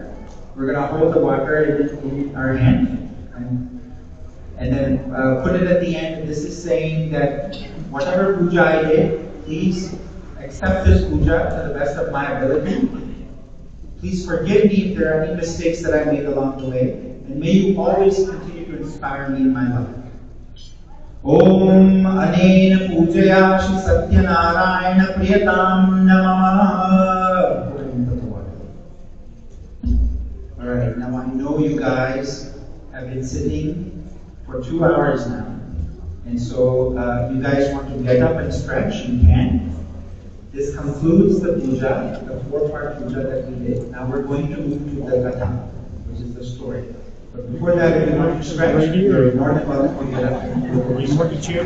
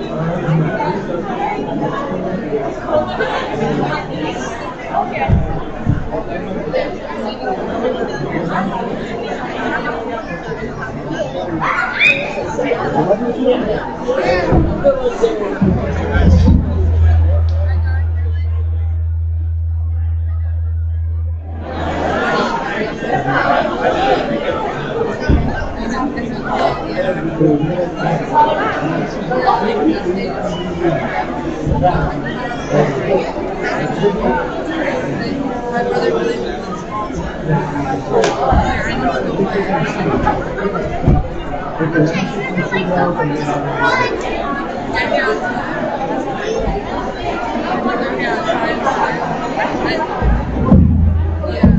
Okay. Okay, stretch time is over. Okay, guys, now I need your favor. So, from the place that you just did puja, the idol is moving. The idol is going back to the altar place. Please pick up some Abhishek plate and put it down to the altar plate. And you can move the Abhishek plate down and just keep it at the bottom. You don't need it now on the altar.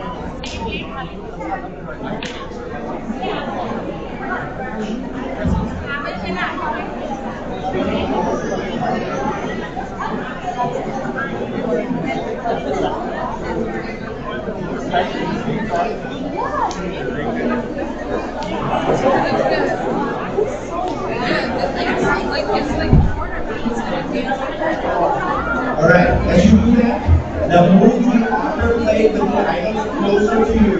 So as we do puja, that not actually do the worship of the idols as we after we touch it. Okay, let's begin. Swasti Shri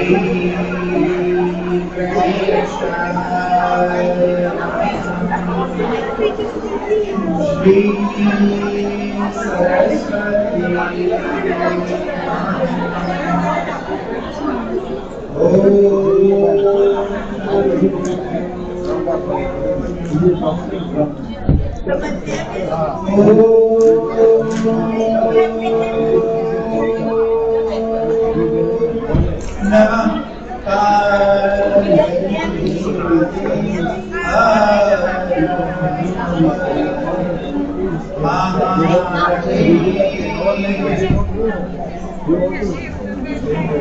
Before we begin the katha, we always do chanting of the name for a few minutes. The idea is that our mind frame has to be calm, focused on the one and free of thoughts. So with that, we'll chant the name of our Krishna for a few minutes. Govinda Bolo Hari Govinda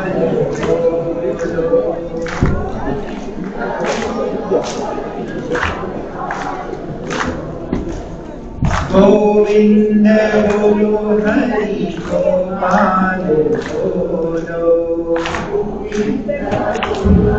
You guys all need to speak. Govinda Bolo Hari Gopal Bolo.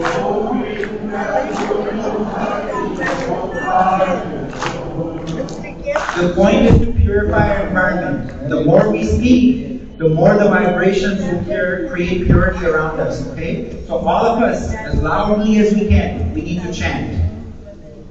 Govinda Bolo Hari Gopal Bolo.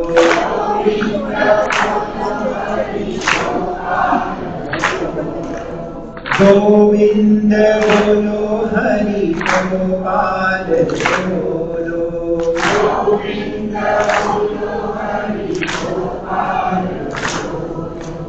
Govinda Bolo Hari Gopal Bolo.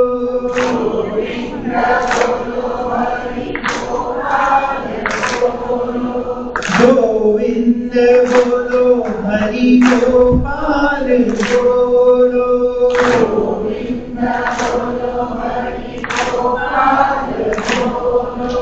Radha Ramana Hari Govinda Bolo.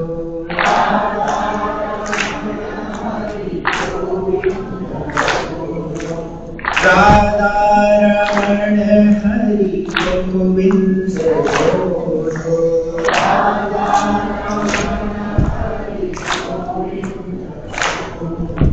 Govinda Bolo Hari Gopal Bolo.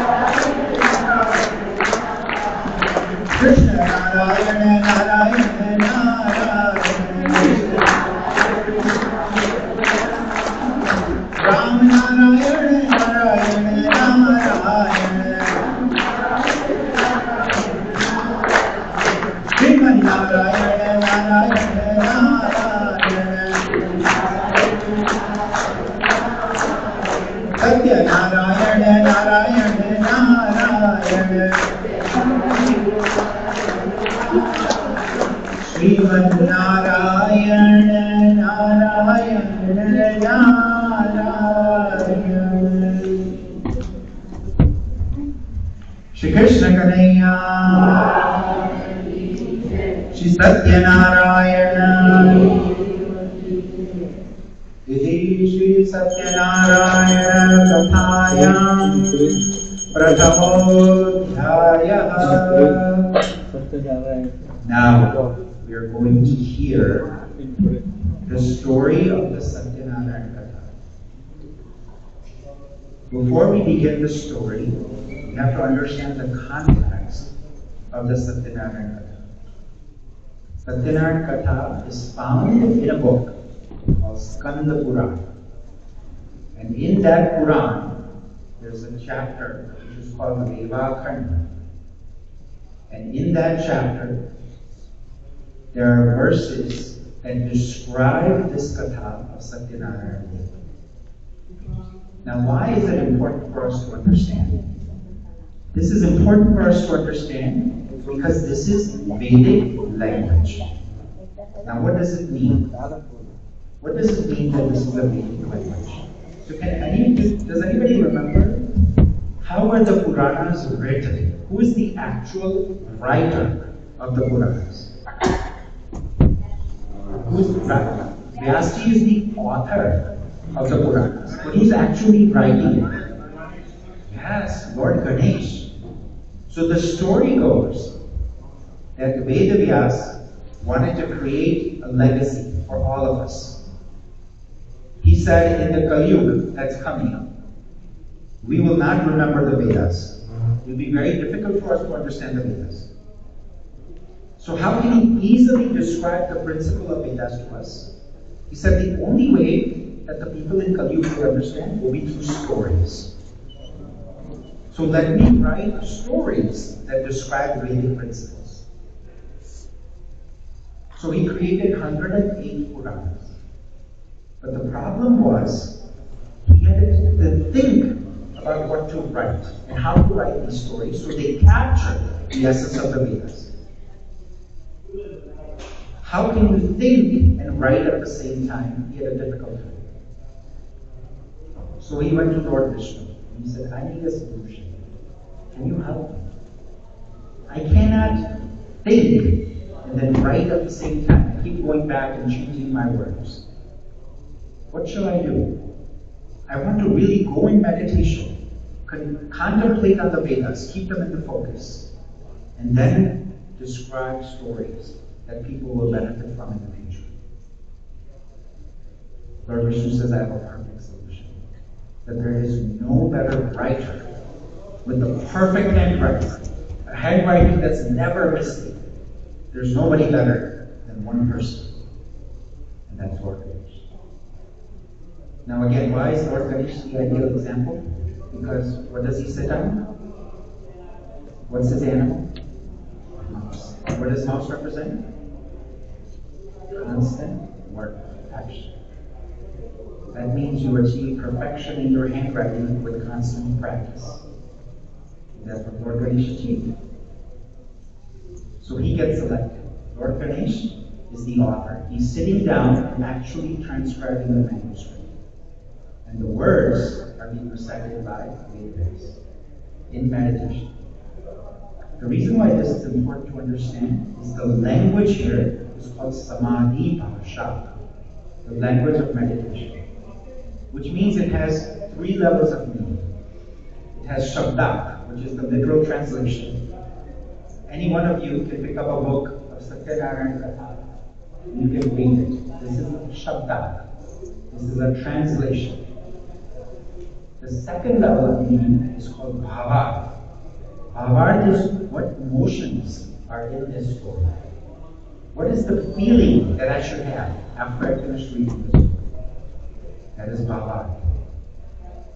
Bhavat is always part of context. You have to understand the bigger picture, what it means, and what is the story situated in. What is the purpose of the story? What is the real meaning of what it's trying to be conveyed? And then the third meaning is called Tattva. Tattva is the spiritual secret. This is the deepest level of meaning in every story. And if we can extract that out, then there is a spiritual principle that we can live with in our life. These are the 3 meanings in every scripture that we read in our culture, in our religion. So let's see if we can scratch the surface on these 3 levels of understanding. So with that, we'll start with Prathamodhyaya, the first verse. Ekada naimisharanye rishaya sonakadaya prapachur munaya sarve sutam pauranikam khalu. Ekada, once upon a time. Naimisharanye, Aranya means forest. Naimisharanye, a forest by the name of Naimisharanye. Rishaya, Rishis, Sonakadaya. Shaunak and the other Rishis had gathered. Prapachur, there he started to ask the question. Munaya, Sarve, all the Rishis started to ask the question. Sutam, a learned scholar, a Sutaji, Pauranikam Khalu, knower of the Puranas, knower of the Vedas. That sounds like a story, doesn't it? So if you take a literal translation, once upon a time, 1,000 Rishis gathered in a forest by the name of Naimisharanya and asked a scholar by the name of Sutaji a question. Sounds like a setup of a story. That is the Shabda, the Bhavat. What does this mean? This verse is giving us 3 distinct qualifications. It says, how do we benefit from this Satyanarayana Katha? All of us read the Katha on Puna. All of us read it whenever we get a chance. We go to somebody's house and celebrate and we listen to the Katha. But we are not benefiting from the Katha. We're not getting the same result that the Katha is describing. Why? Because of this first verse. The first verse gives us qualification. Who is qualified to listen to the Katha? Where should the Katha be delivered? And who should be delivering the Katha? And until these 3 qualifications are met, we do not get benefit from the Katha. So first, the place. Naimisharanye. Now there's a story behind this. It's not just an ordinary forest. But once upon a time, 1,000 Rishis went to North India and said, please give us a place where we can go, where our mind stops wandering. He says, every time we all gather and sit down, we all want to chat about our world. We want to talk about what's going on our Facebook page, and we want to talk about what's going on in social media. And so liked me, and so didn't like me, and what movies are out there, and what shows are out there. We all talk about that all the time. And our mind wanders, and we can't focus on the Lord. So can you give us a place where our mind will stop wandering and will stay still so we can listen? Lord Brahma says, okay, I heard your request. I'm going to give you a discus. It's called the Manas Chakra. This Manas Chakra constantly rotates, just like our mind. Take this around, take it everywhere. Wherever this Manas Chakra stops spinning, that is the place where you should be discovered. So the Rishis take this discus and they go all around. They could come upon this forest. And this is where, in the Nimesh, in the entire universe, the single place where the discus stopped, that forest was named Shadara. Now, why is this important to understand? The benefit from the Katha comes when our mind stops spinning. We need to be focused on understanding the true message of what the story is trying to tell us. If we get distracted, if our mind begins to go somewhere else, if we lose our focus, we will never benefit from this. So that's why Nishara is important. Second, how should we be the receptacles of the Katha? Sonakadaya Rushi. Rushi is like Sonak. Now, why does he mention Sonak? You will see that Sonak in the next verse is going to ask the question. Curiosity. And a Rushi. Why did they take them to be Rushi? Why couldn't it be some kings and queens and famous people, actors and actresses? Why Rushis? What is so special about Rushis? Why do you think the story begins with us asking us to be Rushis during the Katha? What do you think? What is unique and special about Rishis? They are divine. Why are they divine? Whose benefit are they thinking about? Yes, they are selfless. That's why they are Rishi. Why do we do Satyanartha? Because we want to get something. We want blessings. We want something. We want to bless our house. We want to bless our education. We want to bless this. We want to get this. For attaining something, we are doing Katha. What he's saying is that the true listeners of Katha, the true beneficiaries of Katha, will be selfless in their life. We want spiritual upliftment for everyone. That should be our goal. Not of individual self, but for everyone. And if we learn with that intention, we'll get the most out of this. That's why Shonakadi Rushi. Shonak for curiosity. Ask questions. Make sure we understand the principles. And go in the depth as much as we can. And then who should be the speaker? Sutam Pauranikam. You go to this 3 level of understanding when you have a speaker that is a learned scholar who has studied this, the Samadhi Bhasha, in depth, who has studied the scriptures, and who can dive into the deeper meaning and can share that with us. When this combination is made, is when we will benefit from this study. So, let's start the Katha. So, Savanakadi Rishi Sonakji asks Sutaji a question. He says, I have a question for you. Can you tell me what is a simple way that in Kali Yuga I can absolve myself of all the karmic actions? We have seen people suffering, caught in a vicious cycle. They have desires.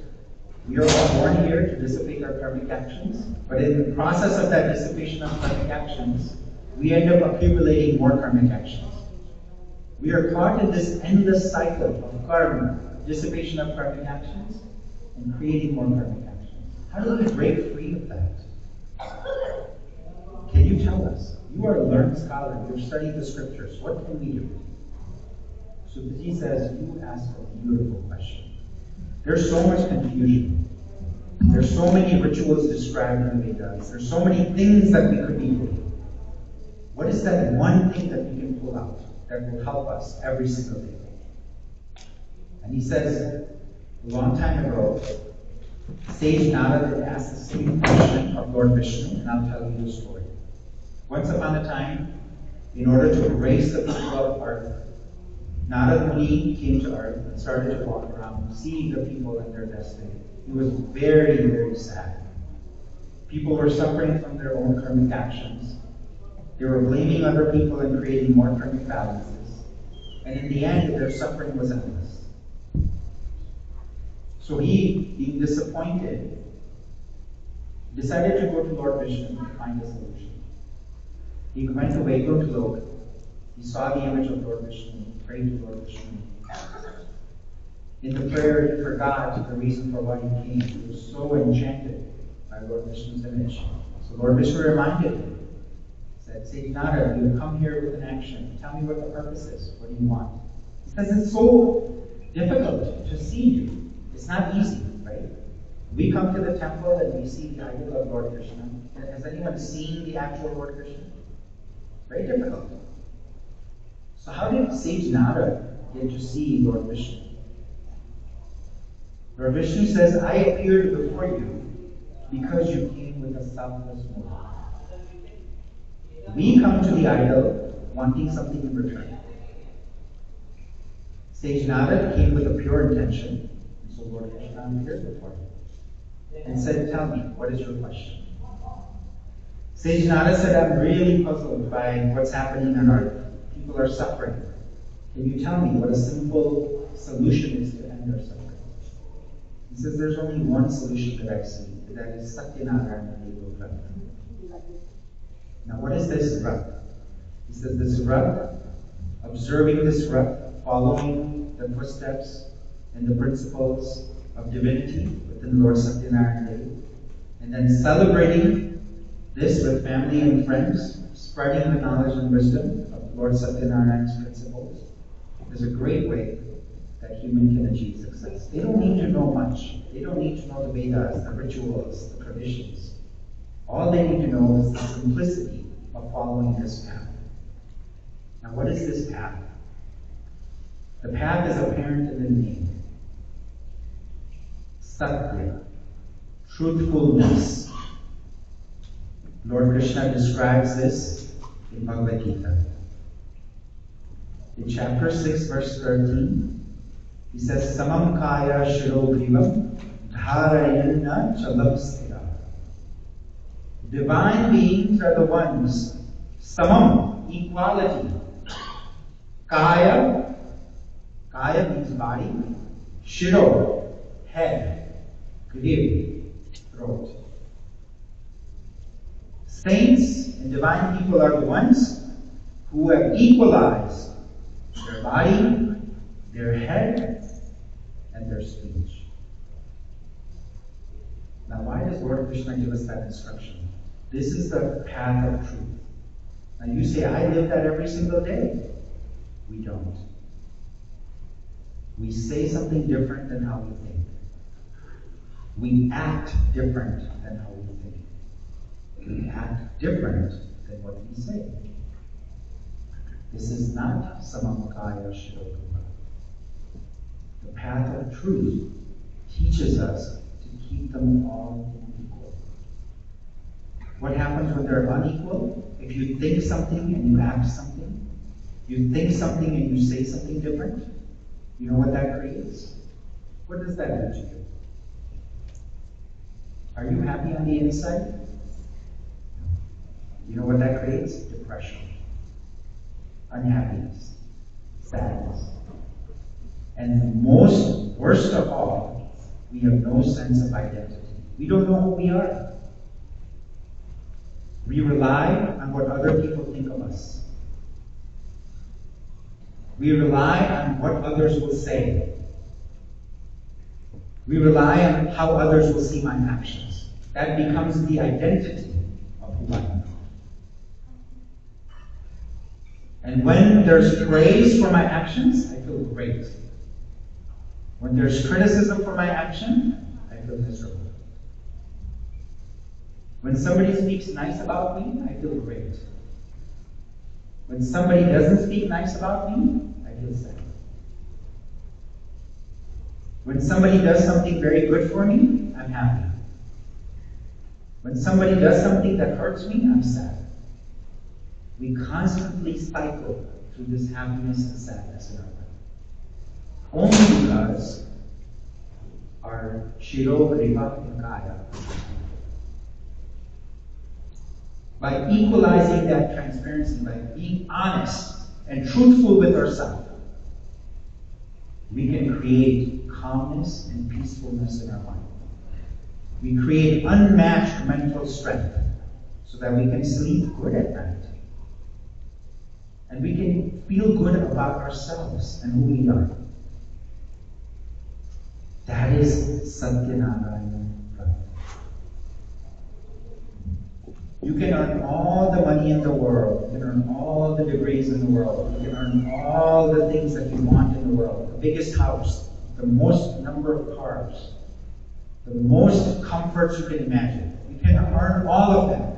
At the end of that, will that make me happy? Will that bring happiness to me?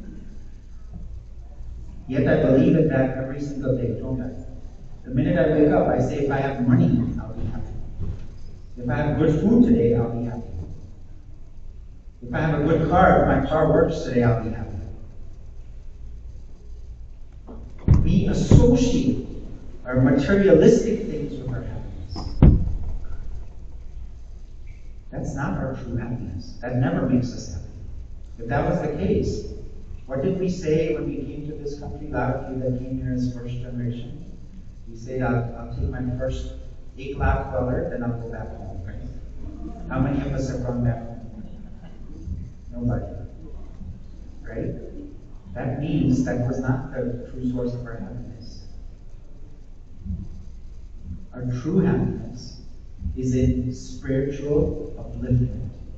Our true happiness is in being divine. This is why we say there's a soul that resides within us. That soul is pure. That is where our true happiness is. It's within. It's not outside. We seek it outside in items, but it's all within us. Invoking that divinity is what's going to make us happy. This is why Lord Krishna is happy when he's in Gokul, wearing clothes that are unsewn, with long hair that are never cut, with feathers in his head, or if he's living in Dwaraka, with the silkiest, softest clothes possible, with 56 items to eat every day, and with a crown that is made up of unmatched jewels. In both of those states, there is never any less happiness with Lord Krishna. Whether he's eating makhan from gopis, or whether he's eating chakpan bhog in Dwaraka, either place is eternal happiness. How does he get that? He gives us a secret in Bhagavad Gita. Because that happiness is not outside. That happiness is within.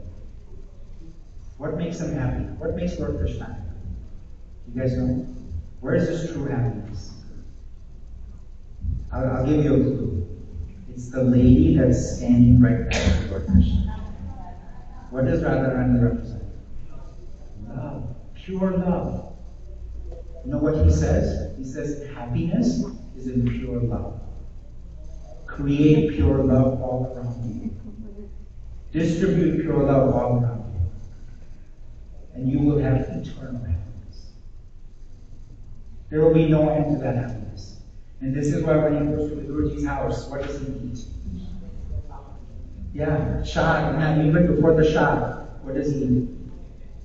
Do you know what Surabhi Ma gives him? So she gets so enchanted with him that she's looking into his eyes and she forgets. So instead of giving the pulp of the banana, she gives him the peels of the banana. And he eats the peels of the banana. Because you know why he eats it? What's he eating? He says, I'm not eating the banana, I'm eating your love. And he finds happiness in that. That's where true happiness is. This is what Lord Satyanarayana Dev is sharing with us. Our true happiness is in love. Find that in our life. It's all around us. It's with our parents, with their unconditional love. It's with our siblings. It's with our friends. It's with those who care about us unconditionally. That's where that grows. That selfless love is our true value. And that is the true Satya in Satyanarayana. So, Lord Satyanarayana Dev says, understand this principle, absorb this in your life, and take this and spread it all around you. This is the way that every human being can be happy in this life. Iti Shri Skanda Purani Revakandi Satyanarayana Katham Pratmodhyaya Sampurnam. Alright, now I need you to take some flower petals in your left hand, and with the right hand, we're going to 3 times offer flower petals to Lord Satyanarayana Dev's idol. Om Namo Bhagavate Vasudevaya.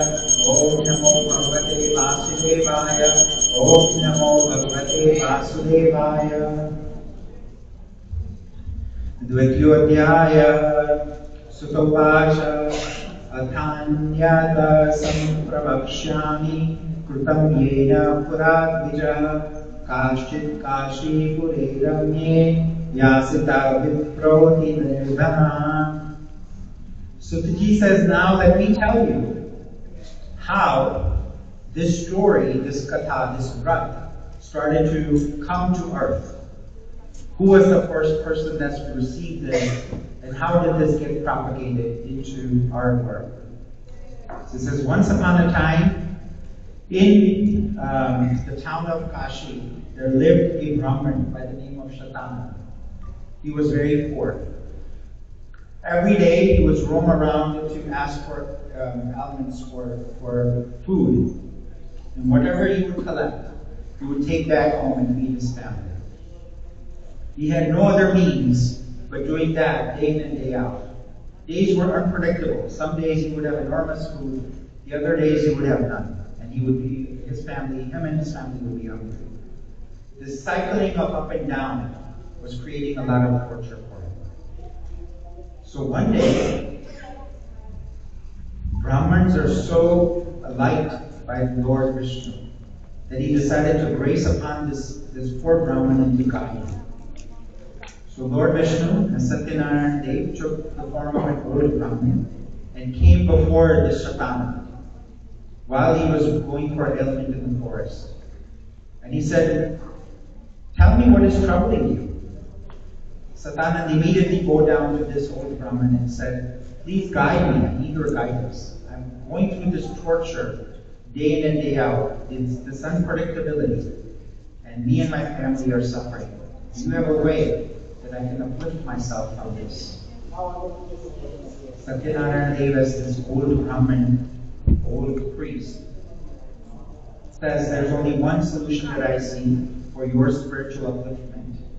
And I'm going to share this with you. And he shows him this process of Satyanarayana Vrata. Grounding in the spiritual principles and working to uplift yourself. Shatana is very happy.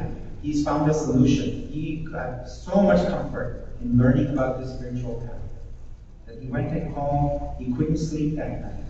And he said, starting the very next day, he's going to practice the spiritual path. He was very pleased. He started to earn money and started to earn wealth from following this vrata. And ultimately decided to celebrate this vrata with his family. He gathered his friends and family. He recited the story of the vrata and shared what he had learned from the old Brahman. Now this is the Shabda. The Bhava. Let's see the Bhava. What is the emotional meaning? There are quite a few lessons from Bhava. When we are in trouble in our life, like Shatana was, what did he do? He did not end his life, right? What did he do? He found somebody. Who did he find? A Vriddha Brahman, an old priest. Now why? Veda Vyas gave us an example of an old Brahman. He said there's wisdom in the elder.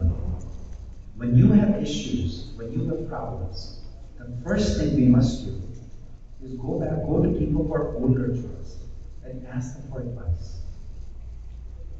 This is the Baba. Sometimes they may have a solution that is unmatched. And so don't be shy. Don't be afraid. A lot of times our ego gets in the way, right? I know more. I'm smarter. I can figure this out. They don't know English. I know English. So I can figure this out. I can look it up. I have internet. All of these are excuses that our ego drives us never to ask for help. But the first and foremost thing is to ask for help. And God works very mysteriously. In our scriptures, there is an incarnation, an avatar. So we believe that God comes to us periodically, just as Ram Bhagwan ki, Krishna Bhagwan ki. God, divine, incarnates, comes in this universe to guide us periodically. Not only God incarnates, but there's another way that God influences in our life. We call that Sayujya Avatar. Sayujya Avatar means that he takes form in somebody else's mind and heart and motivates them to help us and guide us at that moment. If you have not experienced this, I want you to go home tonight and reflect on that. Remember that time when you were in trouble. A stranger, someone you never expected, came to your rescue. What drove that person to come to your rescue? I'll tell you a story. I grew up in India. Right? I was probably 6, 7 years old. I was with my sisters, and my sister is about 2 years older than me. And we were going with my mom. In India, obviously, you go shopping every single day, right? For shoppers and all that. So one day my mom decided to take us kids with her. And we were going with her, and we were crossing the street. And I was about to cross the street when a hand came from behind and pulled me and my sister to the side. My mom was not aware of what's happening. She was on the other side, so she did not run. We were about to get into an accident. And this stranger, out of the blue, came and pulled us away down the path of danger. That's one example. Now, what drove that stranger to act at that moment to pull the hands of these strange people and pull them out of danger? That is Sayujya. That is divine energy that influences through the mind and heart of others. This happens all the time in your life. We just don't pay attention. We ignore it. We justify it. We rationalize it, right? Oh, it happened with other people. That's why they don't. There's so many thousands of people they could have helped. But at that moment, to think about us, to see us in that light, and to have that action in mind to do that, that is a drive, an impulse that can only be divine. Sayujya Avatar is everywhere. The point I shared this with you is this was a Sayujya Avatar of Lord Satyanarayana into this old Brahman that guided Satananda. So look for that in our life. Tattva, the deeper meaning. The deepest meaning is that the first person that should learn about this secret of spirituality is a Brahmin. Why is that? Is it because he's born into a Brahmin caste? No. Do you know why Shatanand was chosen? Because Shatanand as a Brahmin has a duty in society. What is his duty? Teaching. His duty is to propagate the knowledge. So the first person to learn, the first person that should absorb this and carry it forward is someone who is going to teach. So let's become Brahman in our life. When we learn something spiritual, something uplifting, what should we do? Don't keep it to ourselves. Spread it. Teach it. That's how we uplift not only ourselves, but the entire society. We don't do that enough, right? We keep it a secret. something that benefited me is my secret. I'm not going to share that. We don't do that in spirituality. Spirituality, nothing is a secret. Everything is shared. So, this is how Shatan learned about this. One day he was doing this Rat Katha, and there was a woodcutter who was very tired of thirst and working all day, and came upon the house of Shatan. He sat down on the outskirts of the house, and seeing that he's very thirsty, Shatan finished his puja, and then he came over to this woodcutter and offered him a glass of water. The woodcutter was very pleased. He said, "Oh, thank you so much for your hospitality." But he said, "More importantly, can you tell me what you were doing? Because I found so much peace and comfort in this story, in this katha, in this, what you're doing." Shatan gladly tells him the spiritual path of Satyanarayana. Learning this, the woodcutter is very happy. He learned something in very simple language on what he could do day in and day out. He makes up his mind that the next day, whatever he gets, he's going to start practicing this path of truthfulness, this path of alignment, and this path of spiritual awakening. Not focusing on material gains, but focusing on true wealth in our life. What is that true wealth? What is my true wealth? I'll give you, this question is for all of you to think about, okay? When you guys go on vacation, what do you pack in your bags? You pack things that you need, right? Do you ever pack things that you're going to leave behind at the vacation stop? No. We never do. You only pack things that you're going to bring back or you need, right? In life, we go after money. We go after a house. We go after relationships. We go after wealth and prosperity. What do we take with us? Nothing. What did we bring with us? All we brought with us is our karmic actions. Where do we go take with us? Our karmic actions. So isn't it foolish that in this life we focus on material gains that is never going to come with us? What is going to come with us are karmic actions, and we pay the least attention to this. That is our true wealth. This is what Satyanarayana Katha teaches us. That accumulate true wealth in life, good deeds, good karmic actions. That is what is going to come with you. That is the legacy you will leave behind. Can you tell me, little kids, do you know your great-great-great-grandfather? Do you know how much money he had? Do you know how much he studied, how much education he had? No.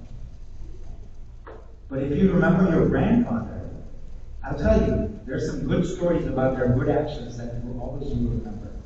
Those stories will be passed on from generation to generation, right? Your great-great-grandfather was so good. He did this for the community. He did this for the society. He fought in the war for freeing India, right? Those are things you will remember. That will be your legacy. Those are actions. How much wealth they had, what degree did they have, what did they do, how much they accumulated, what car they drove. None of that matters. Nobody remembers that. Yet that becomes our goals in life. So the true message, what the woodcutter learned, is how to accumulate that true wealth in his life. And he started to do that from the very next day. This wealth gave him immense happiness in life. He was happy. No matter what he got, what wealth he had true happiness in life. Because he recognized that in his heart, eternal. And so, he lived his life very happily after that. Yatishi Skanda Purane Evakande Satyanarayana Vratakatayam Yogyaya Sampurnam Satyanarayana Devaki Jaya. Now 3 times off the flower petals. Om Namo Bhagavate Vasudevaya. Om Namo Bhagavate Vasudevaya. Om Namo Bhagavate Vasudevaya. Swasyadhyayah Sutavacha Punaragre Pravakshyami Shunudham Nisattama Puram Cholka Pradonam Nupasvasin Mahipati. Sutaji says, now let me tell you how this story progressed further. He said, once upon a time, there was a king by the name of Ulkamuk, who was a very, very pious king. He was very, very wealthy. He had immense prosperity. And one day at the bank of a river, Bhadrashila, at the bank of a river, Bhadrashila, he was performing this puja for Satyanarayana Dev, the breath of Satyanarayana Dev. There in a boat came a businessman by the name of Sadhu. He saw this wealthy king doing this puja. And immediately he came to sit at the place. He sat there for a few moments and then he approached the king afterward and says, I want to learn about what you just did. Can you teach me? Ulkamuk the king was very pleased and he said, absolutely, let me tell you. And he says, this is the spiritual principle of Satyanarayana Puja, spiritual upliftment in our life.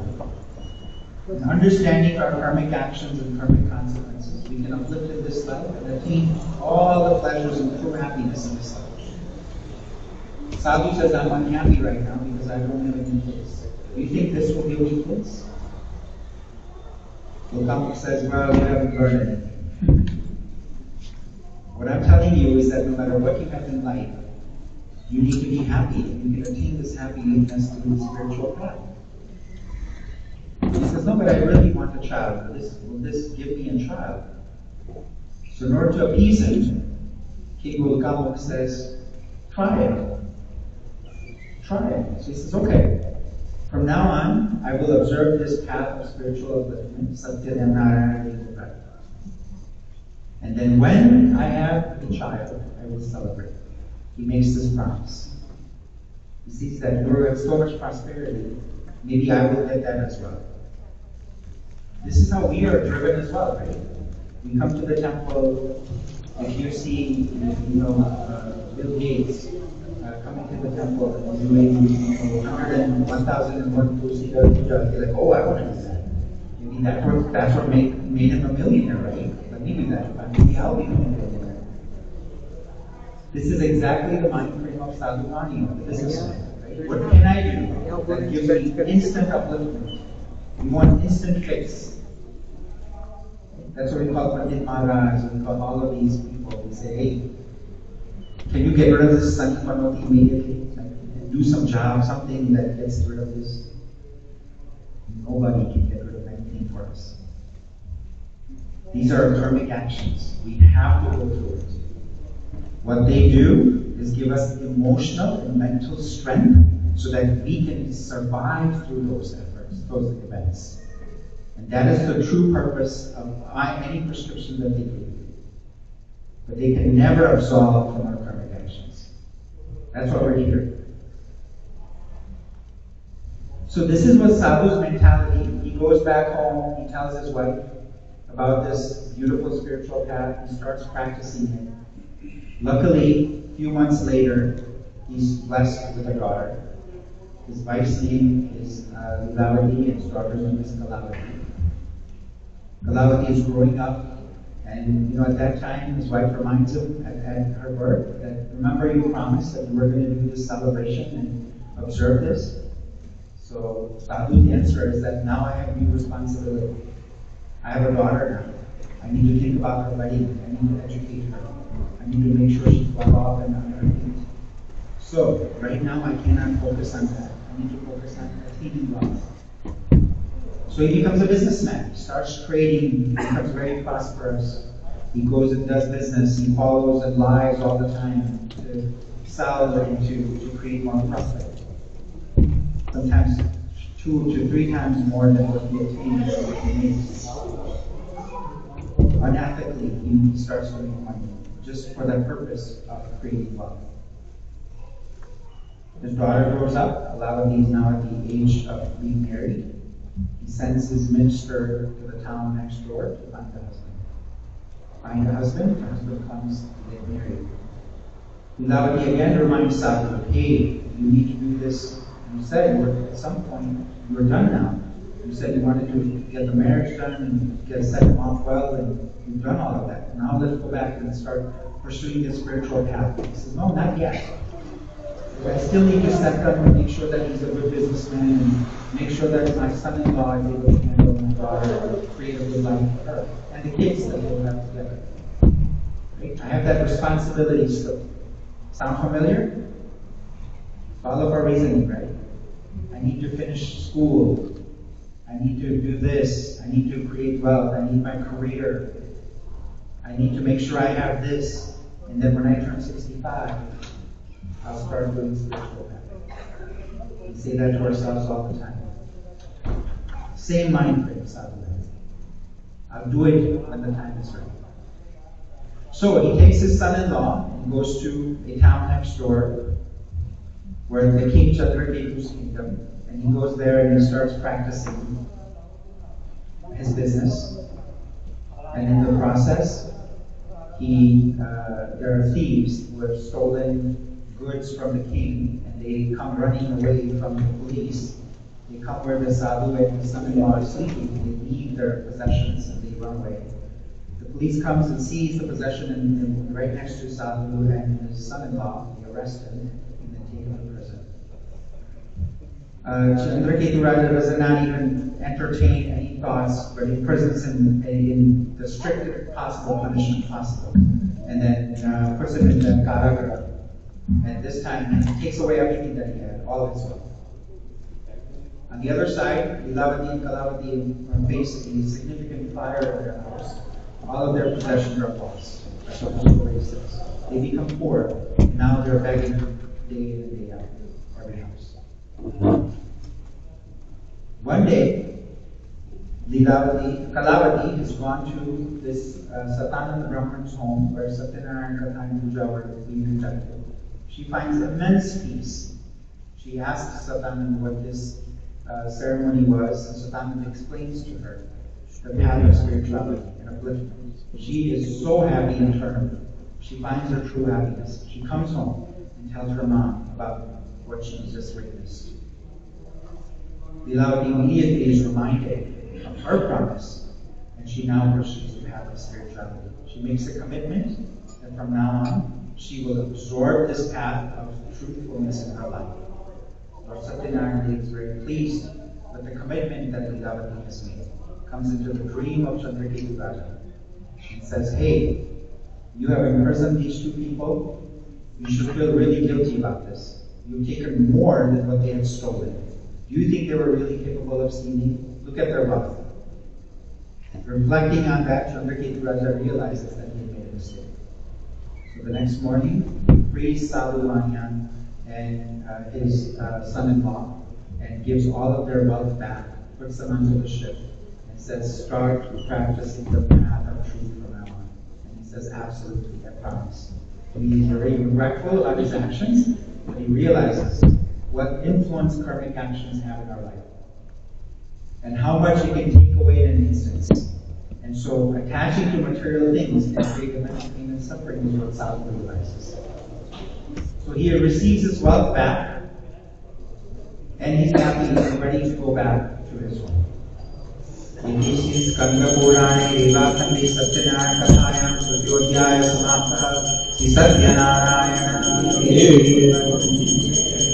Namo Bhagavate Vasudevaya. Om Namo Bhagavate Vasudevaya. Om Namo Bhagavate Vasudevaya. There's a second part to this story. That's why I did not give you the Bhavat and the part yet. So it's coming. So in the Chaturtha Adhyaya, Sukhaji says, let me tell you what happened next. He says, now, this businessman Sadhu and his son-in-law are ready to go back home. They're in their ship, in their boat, with all the wealth, all the jewels, and everything that they were gifted back from this Chandraketu Raja. And they're about to go back when Lord Satyanarayana Dev decides to test them. So he comes to them asking for a ride. He says, I'm going across the town. Would you give me a ride on your ship? He says, Sadhu says, my ship is pretty heavy. He says, it's just me. It's a single person. You can accommodate. Now, Sadhu is very afraid. He says, this is a Rishi. He's going to do a lot of good work for the community. And then what is he going to ask me for?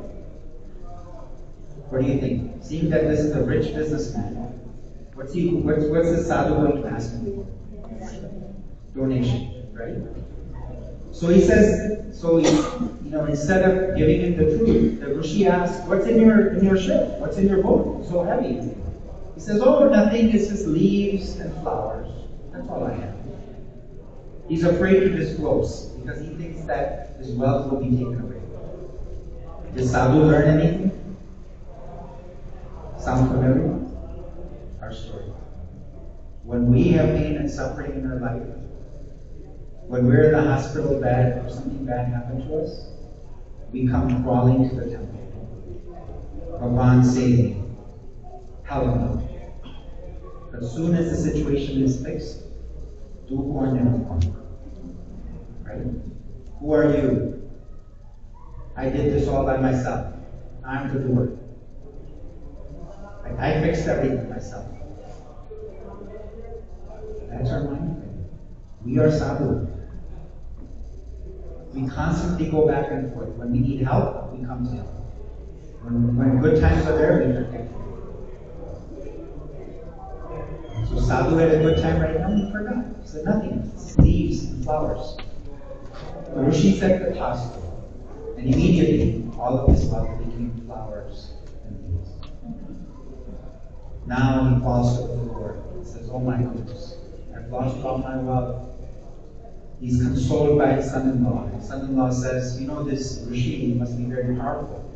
He's the one who converted your wealth into flowers and leaves. Let's go to him. Maybe he can fix it.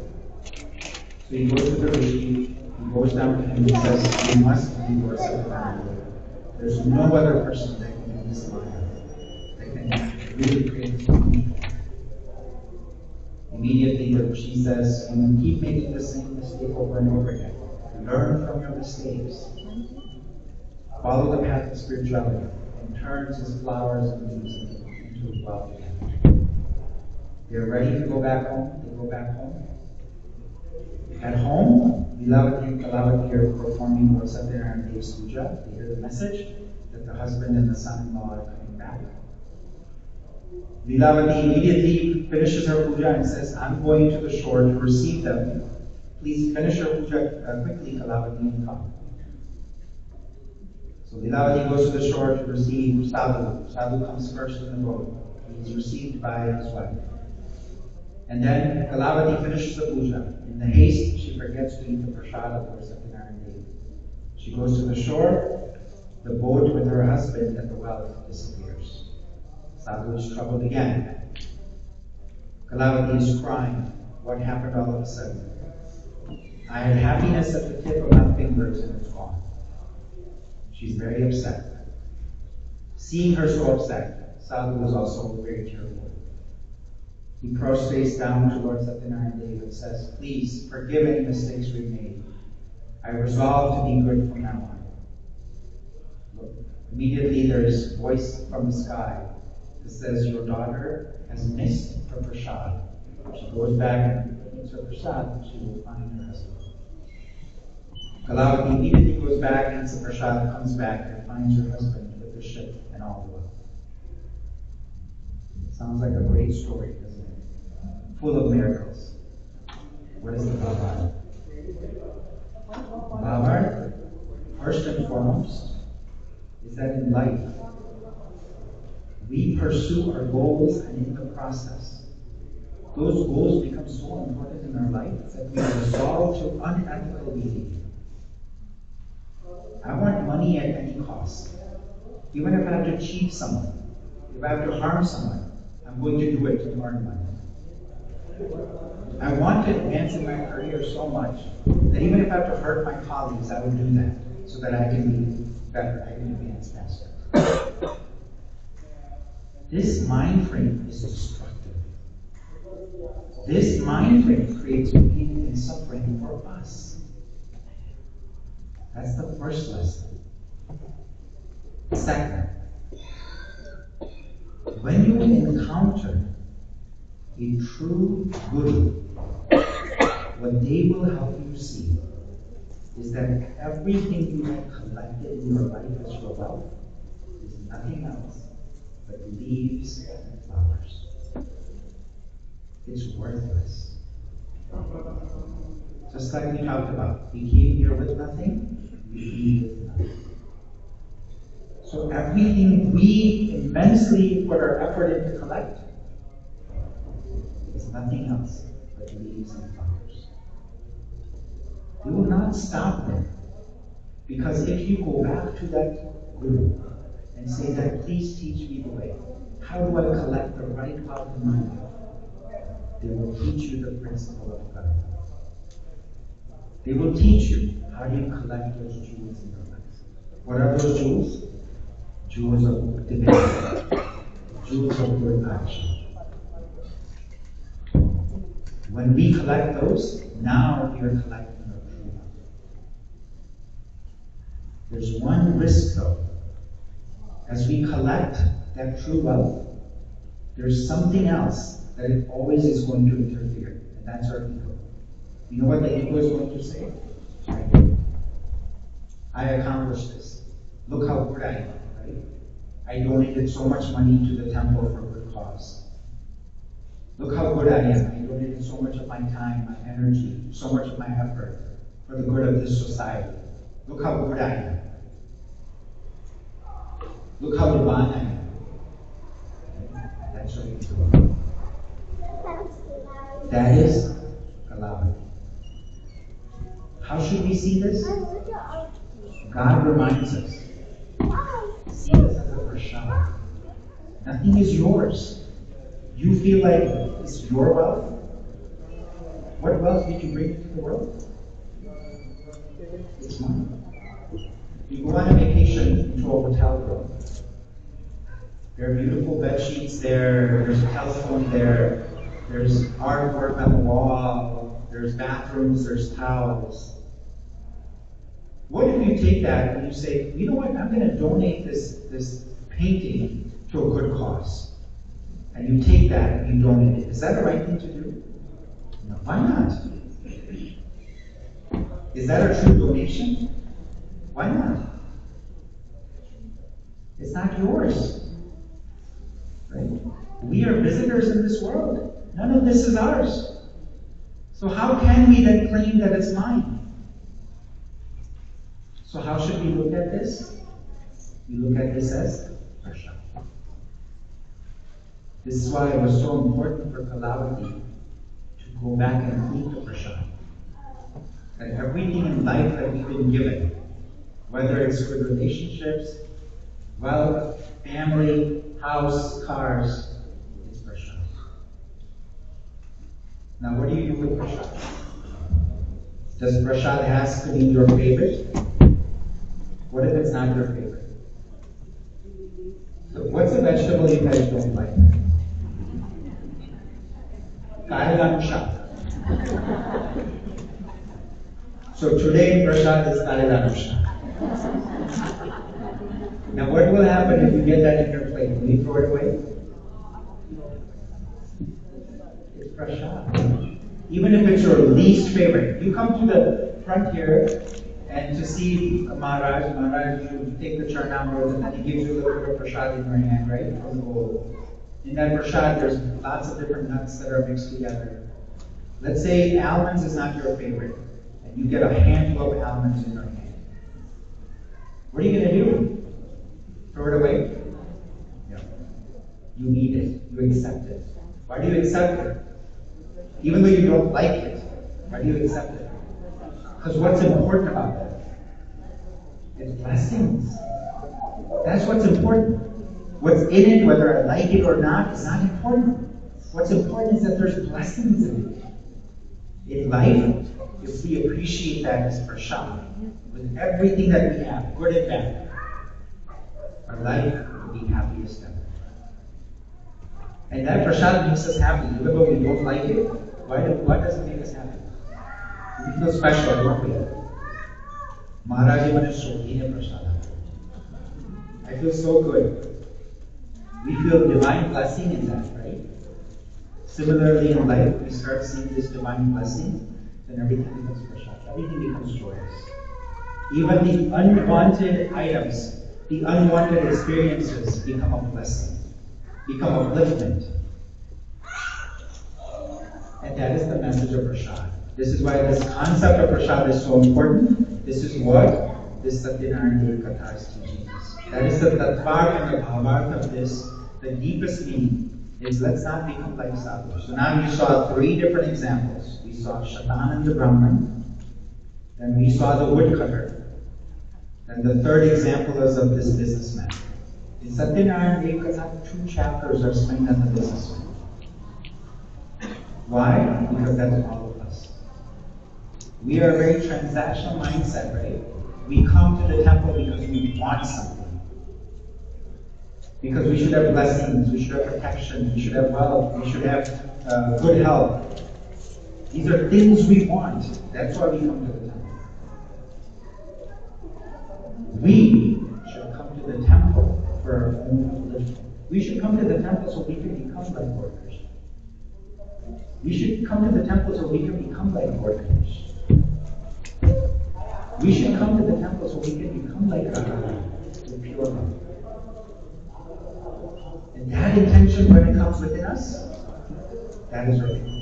That's when we find our forgiveness. But see, mandir ma koi puche ke na puche, right? If someone asks us or doesn't ask us, does it matter? All of that goes away. That is prasad. That is the significance of prasad. This is why the story is so important. Yudhishthira Skanda Purane Deva Khande Satyanarayana Kathayam Chaturthodhyaya Samapta Satyanarayana Deva. Om Namo Bhagavate Vasudevaya. Om Namo Bhagavate Vasudevaya. Om Namo Bhagavate Vasudevaya. Panchmodhyaya Sutovacha. So he says, now let me tell you another story. I've told you about three types of people now. I've told you about the Brahmins, I've told you about the Shudra caste with the woodcutters, I've told you about the Vaishya caste. 1 caste is left, and that is the king, right? The warrior class. So let me tell you about that. Once upon a time, there was a king by the name of Tugladwaj. He was hunting one day, and he landed into a forest. There were cowherd boys who were doing the Satyanarayana Vrata Katha. They sat down to do the puja and the Katha, and then ultimately after the Katha, they brought the prasad to this king who looked tired of sitting under a tree.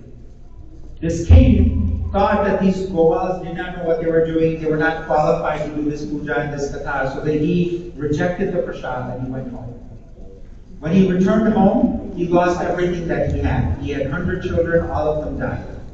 He lost his kingdom and all of his wealth. He realized he made a big mistake. He went back to the forest. He partnered with the cowherd boys and he performed the puja again. With the blessings of Lord Satyanarayana, he attained all of his happiness back. His wealth and his kingdom all came back. Again, another story. First of all, what these stories tell us is that everybody, every single one of us, regardless of our background, has a right to do Satyanarayana Katha and Vrata and Puja. There is no qualification, certification, anything else you need. Everyone has a right to do this. It's a simple way that we uplift ourselves in this life and attain true happiness in this life. Second, what he says is that abandon the ego in this life. I'm better than you. I'm better than you. I'm a hierarchy. I have more than you. All of these are nonsensical thought processes that do not uplift us, but they degrade us. They bring us down. They make us lose what we have. They create more pain and suffering for us in this life. So give that thought process up.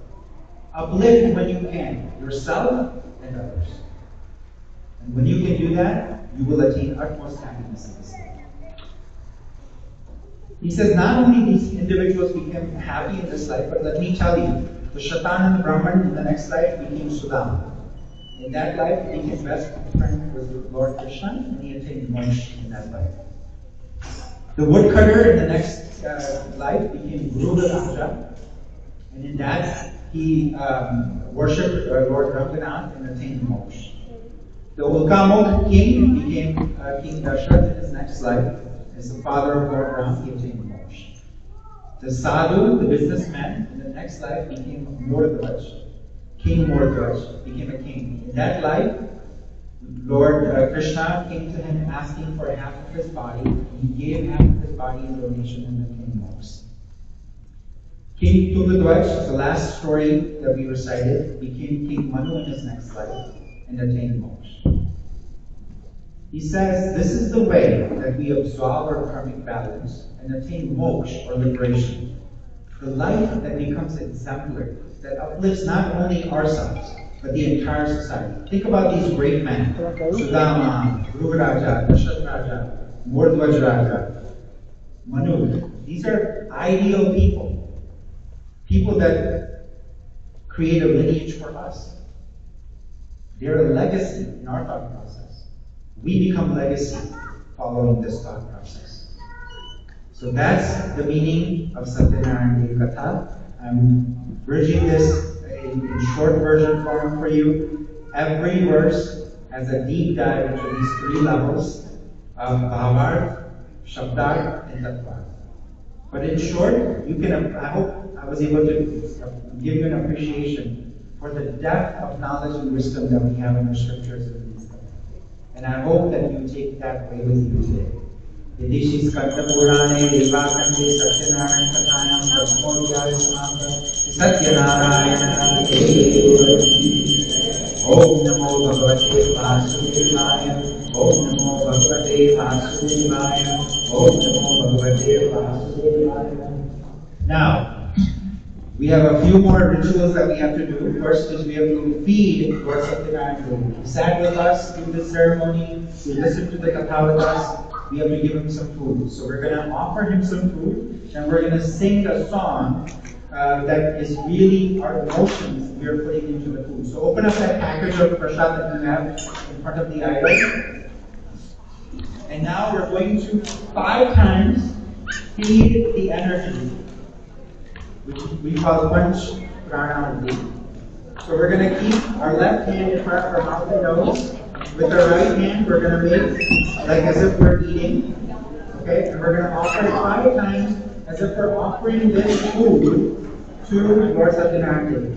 Om Pranaya Swaha, Om Apanaya Swaha, Om Udanaya Swaha, Om Dhyanaya Swaha, Om Brahmane Swaha. Now take a spoonful of water, just as we like to drink water in the middle. Give him water to drink a spoonful, offer it to Lord Satyanarayana. Madhyamanyam samarpayami. Now 5 times again. Om Pranaya Swaha, Om Apanaya Swaha, Om Udanaya Swaha, Om Dhyanaya Swaha, Om Brahmane Swaha. Now 3 times we're going to put water in front of Lord Satyanarayana. First to wash his mouth, then to drink, and to then wash his hands. Just like we do after eating. Om Uttaraposhnam Samarpayami, Hasta Prakshalanam Samarpayami, Mukha Prakshalanam Samarpayami. Now let's all sing this emotional song of offering food to Lord Satyanarayana. Purushottama Premati Padhar Jodino.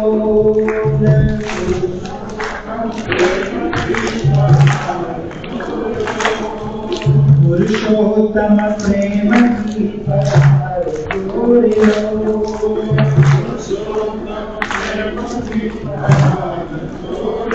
I have English copies for those that want to sing along. I have English ones in English and also in Gujarati.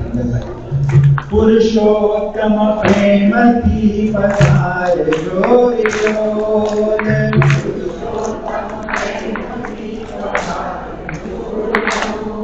Le deva darshan natan maravara.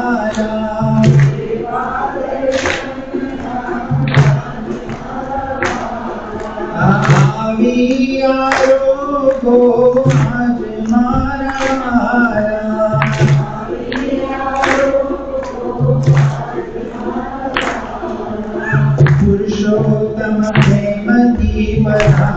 जोड़ियोले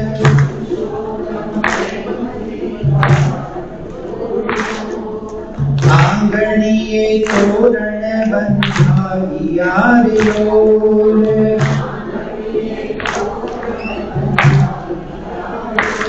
एना साथे सुगंधी एवा फूल माला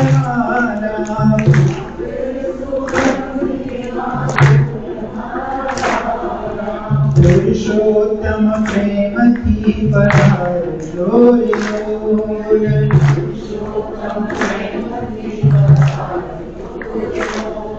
बहुनामी बाजोठ नारिया रे बहुनामी तेमारा अंतर माता से अंत मारा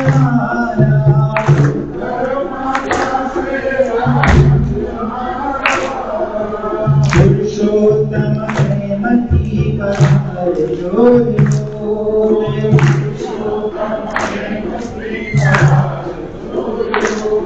गनानी से बकनी झुपड़ी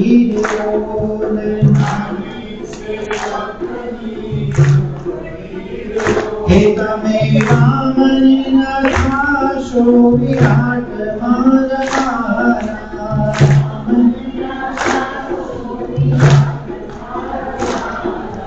पुरुषोत्तम प्रेम की बहार जोड़े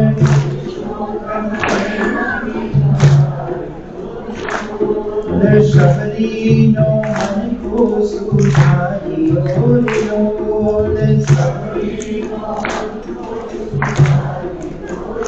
केना ऐठा खाधा हमें फूल मारा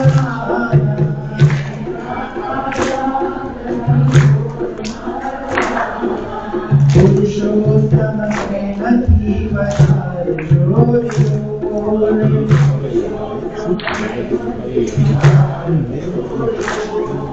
तुझने शाकर शिशो करोड़े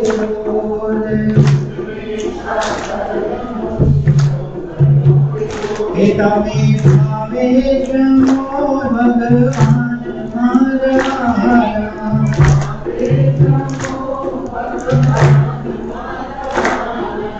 पुरुषोत्तम प्रेम की बहार जोड़े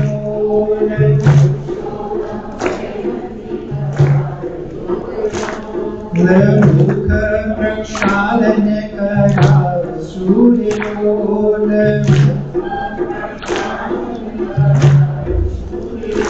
ओल बलियल जमुना किनारी मारा बलियल जमुना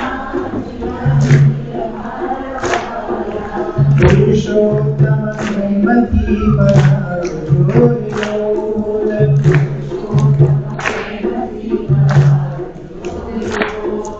विश्वास नहीं मंगल करो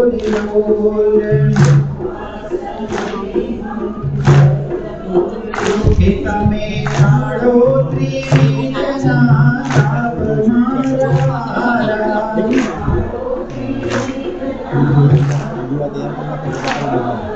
पुरुषोत्तम प्रेम की बहार जोड़े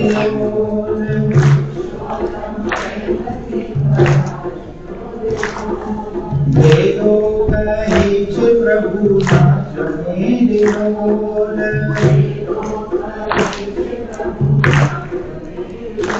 पण साकर जुनी जीवराज मारा साकर जुनी Jivraj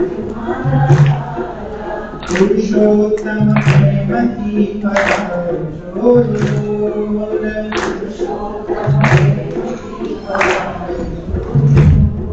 Satyanarayan Lakshmi Narayana. Alright, everybody stand up for Aarti. Please grab your Aarti plate in your hand.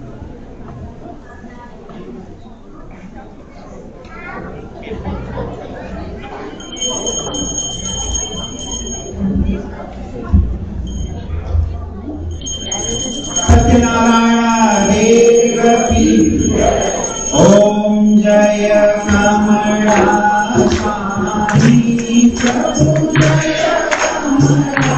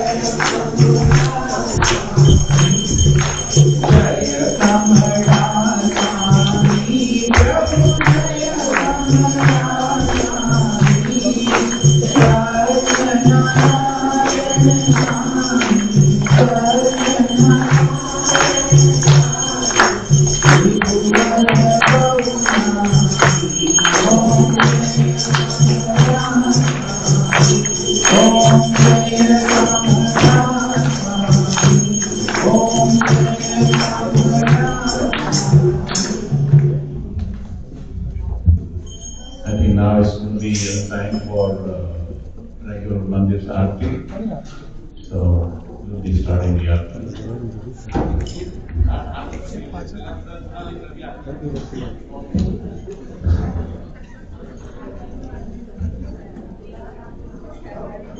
They will be passing on the new Aarti.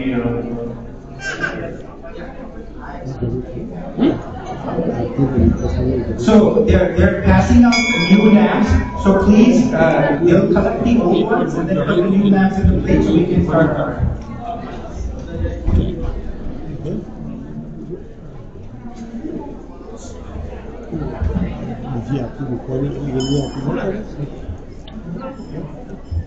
Continue से अपने भेजते पारे कंटिन्यू कितने दबे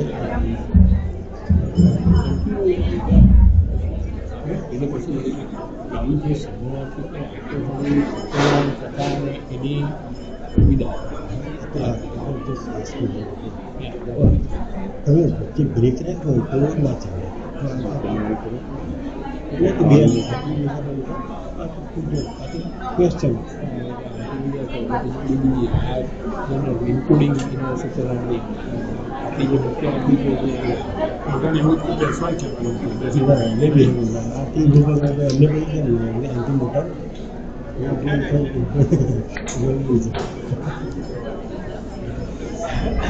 ઉભા પાડી બેસાડવા હોય આથી બધું પૂરા કરે હવે બેસવા હોય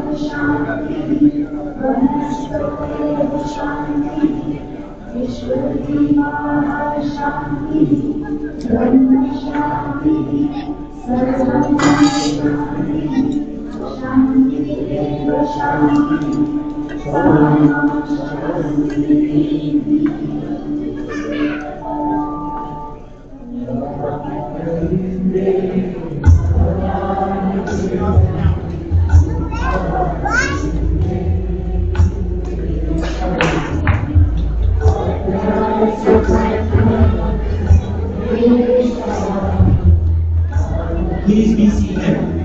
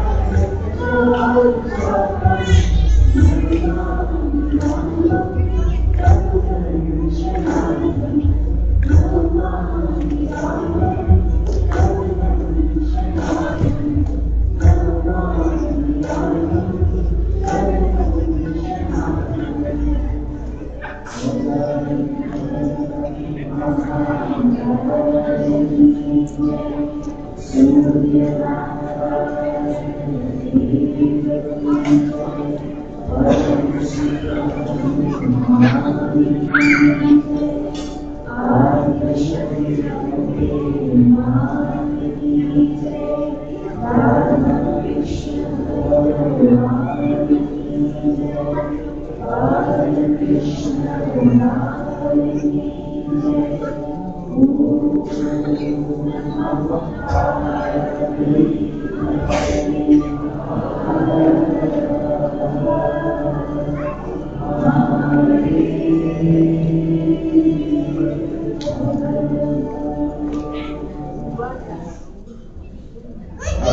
we have a little bit of belief in the Thank you so much for your patience.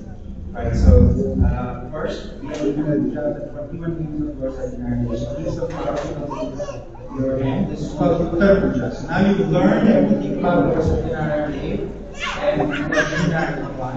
So now with that, we should have different emotions for worship.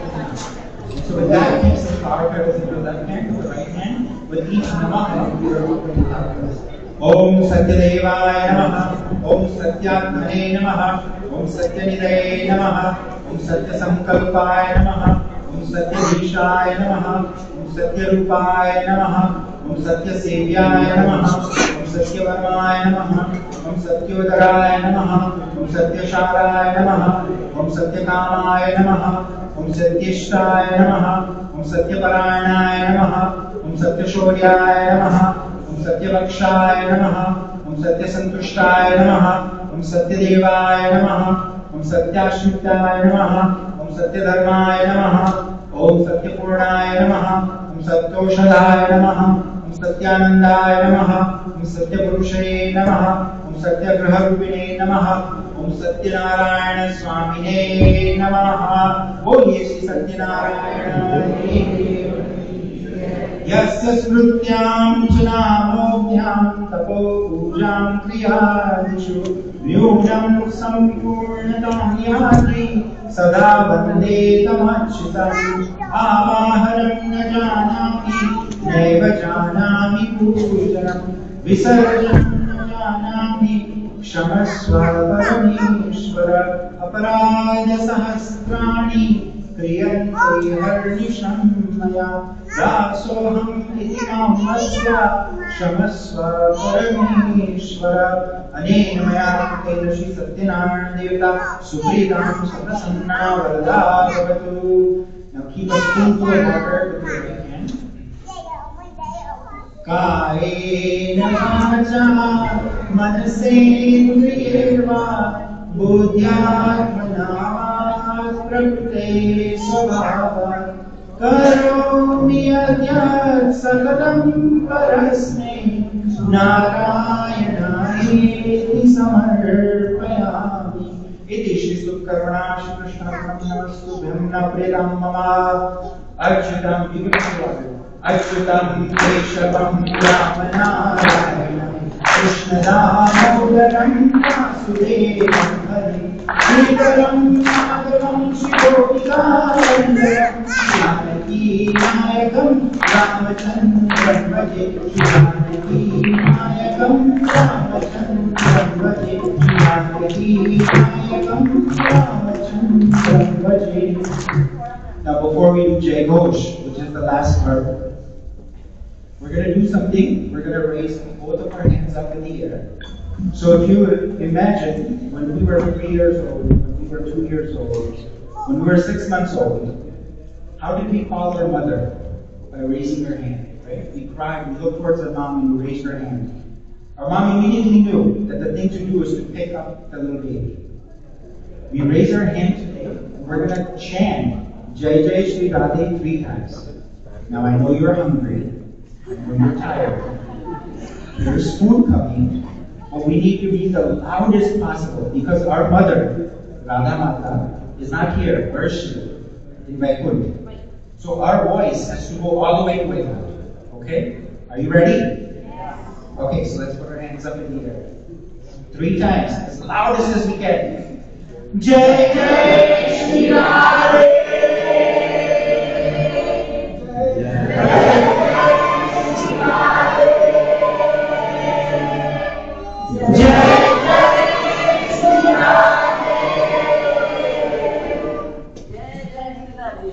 Jai Jai Shri Radhe.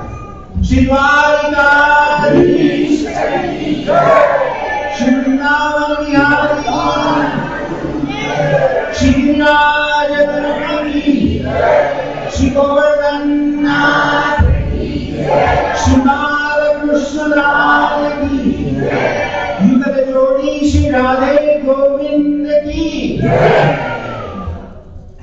Now, you have 2 more tasks to do. When you get up, you have to get blessings from your parents and from the elders in your family. And then you have to get blessings from our Maharaj who do puja every single day of Radha Krishna.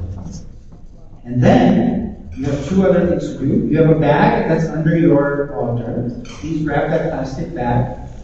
The coconut, the fruits, the prasad, and then the dry fruit that's in the bag.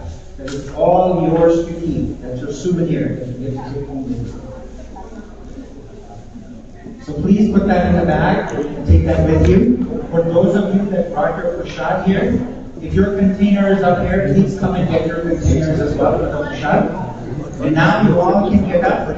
Jai Shri Krishna. And if through this process, one more thing. If please, with the words I've spoken, with what I've shared with you, if I made any mistakes or hurt you directly or indirectly, ask for your forgiveness. Jai Shri Krishna.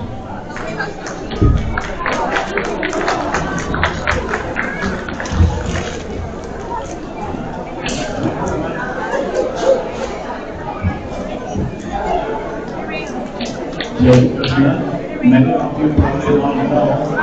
So we have a Zoom, Bhagavad Gita class in Zoom, Bhagavad Gita class, every Wednesday 8 to 9 p.m. And those who want to join, they can join. There's a barcode out there that you can just scan it if you would like to join Bhagavad Gita class every Wednesday 8 to 9 p.m. Jai Shri Krishna.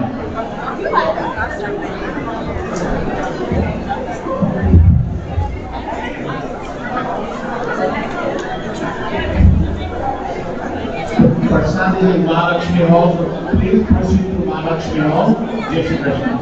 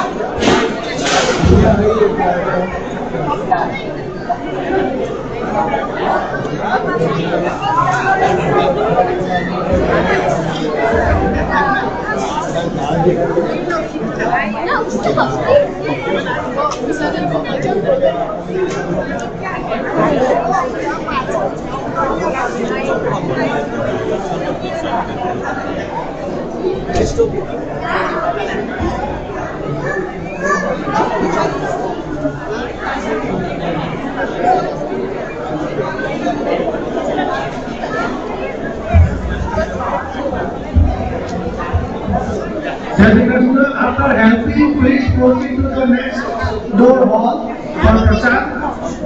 for prasad. બધાને help કરીને પછી બાજુના હોલમાં બધા પ્રસાદ લેવા પધારો please.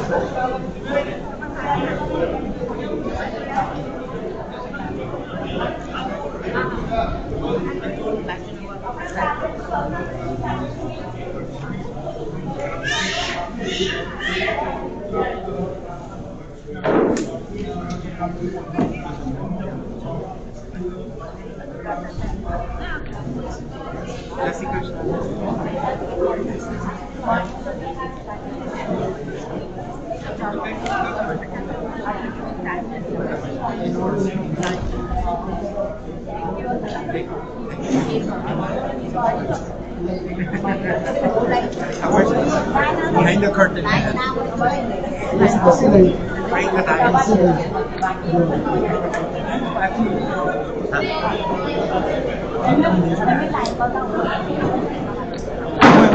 हमने बेसाड़ी दोस्त को लिया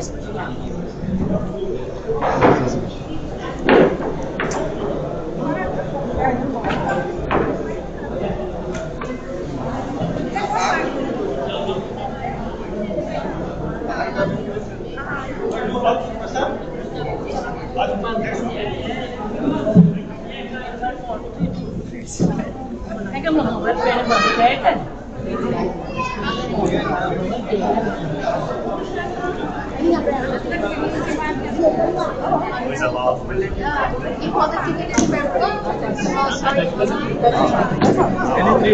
days. And managers have he had permit में वो you come on the stage. आओ बस 3 दिन Get the work done. come on here.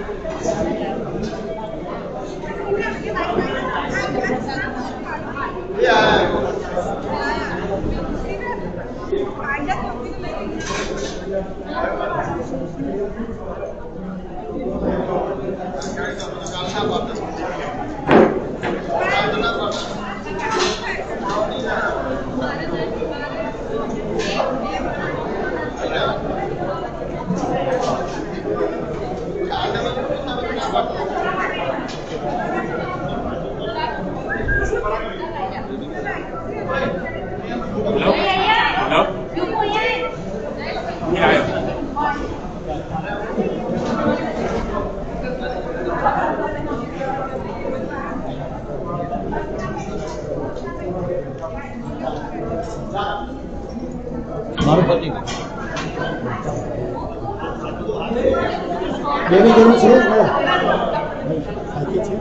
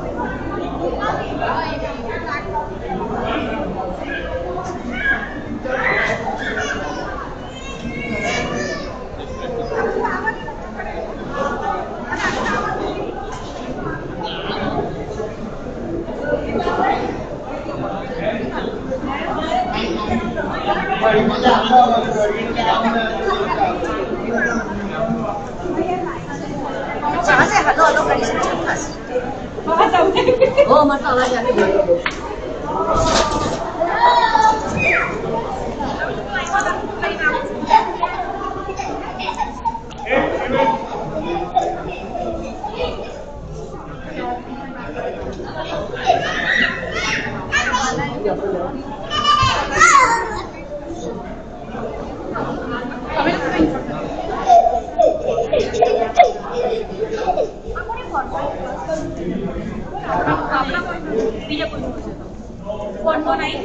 चलो अब बताओ ये हमें जी कौन જય ભગવાન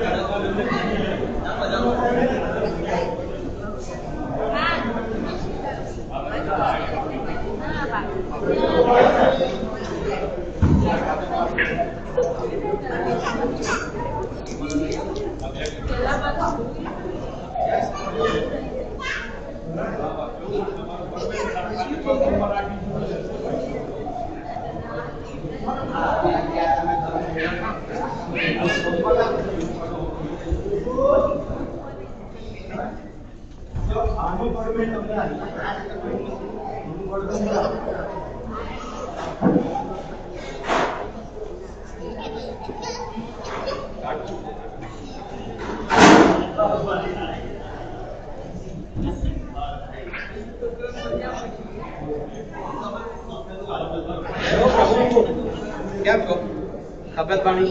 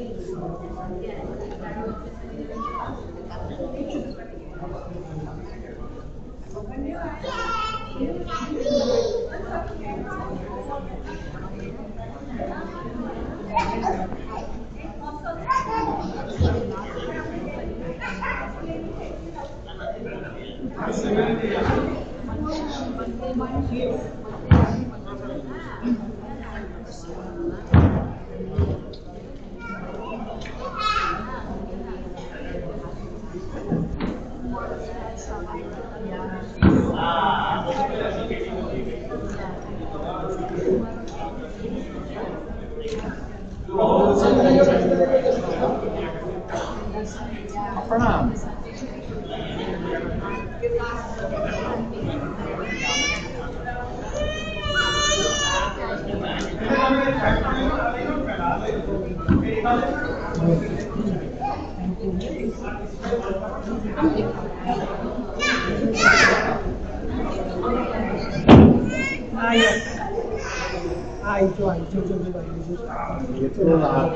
બધું દોડિયાઓ છે ને ત્યાં દોડિયાઓ કાઢ્યો છે દેશી છે ને ત્યાં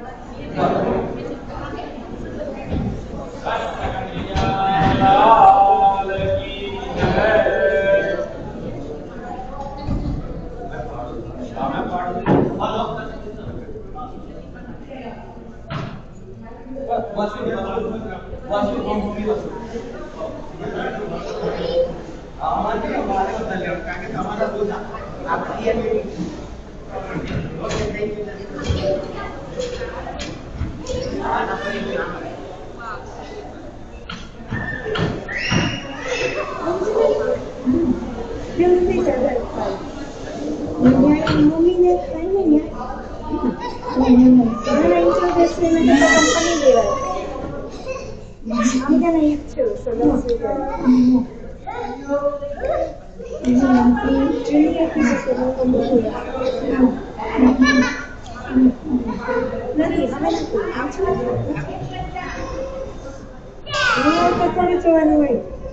તમને થોડી ચાલો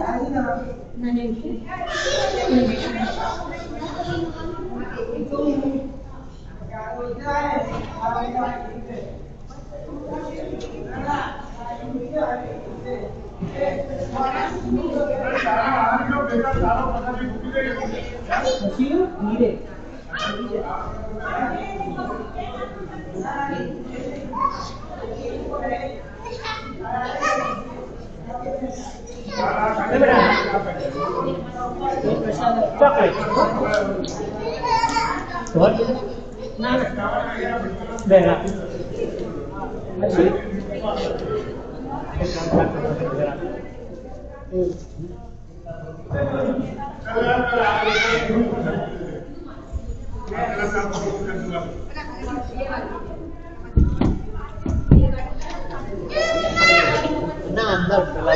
આ અશ્વિન આજ કઈ જાય છે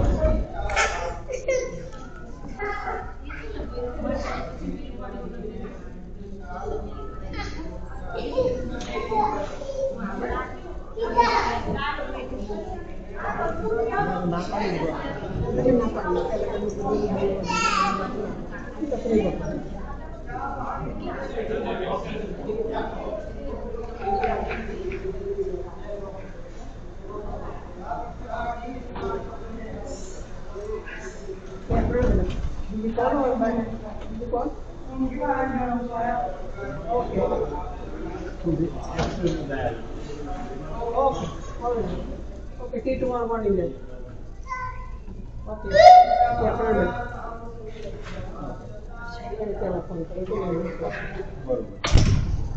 Extension code.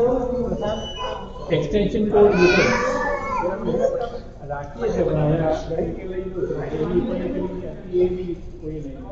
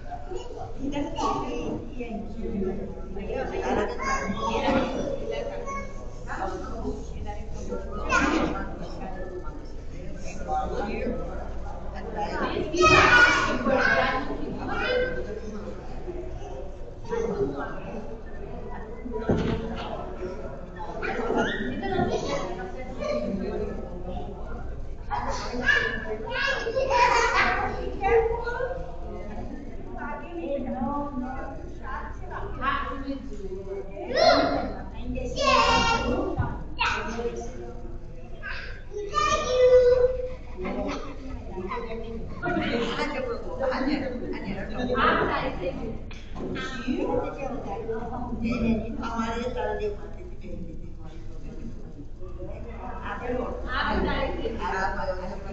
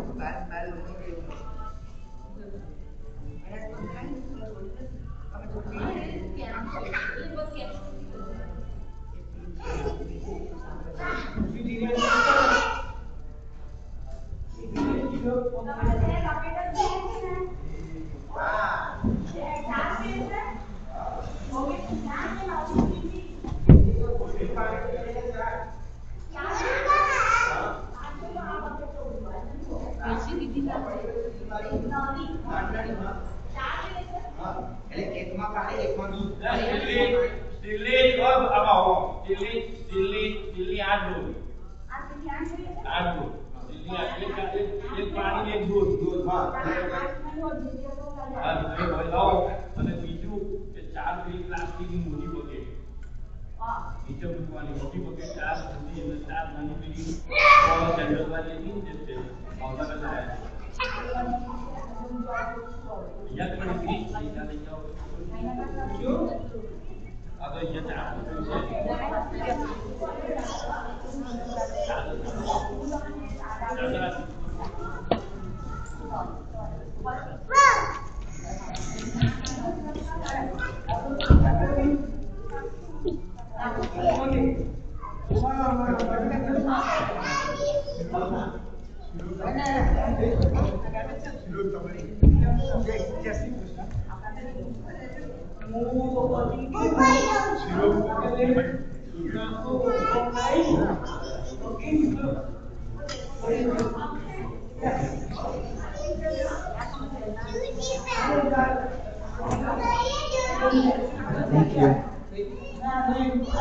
अच्छा ना पिलाए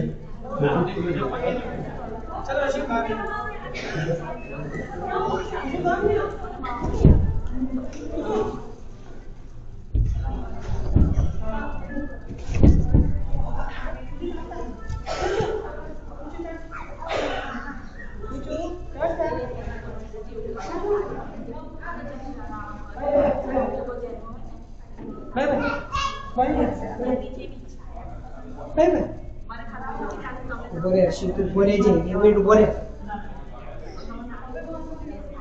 Situ boleh 1 minit. Tu boleh.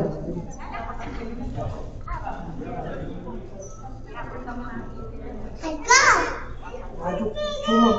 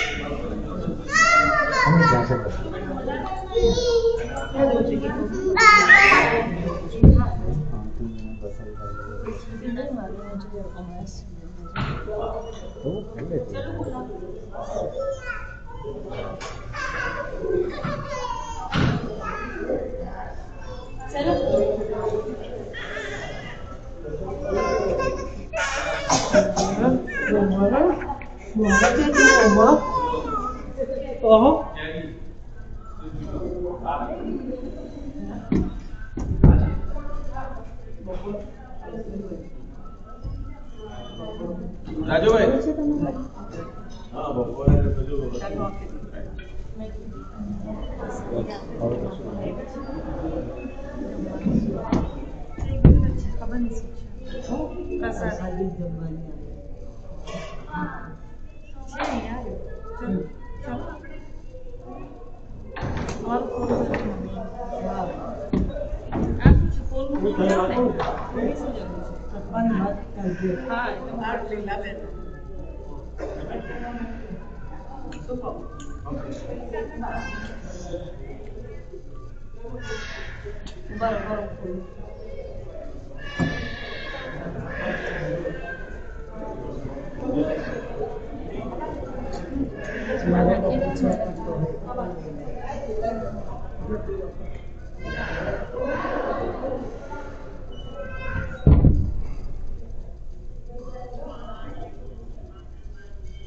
બધા કહું છું મહારાજ.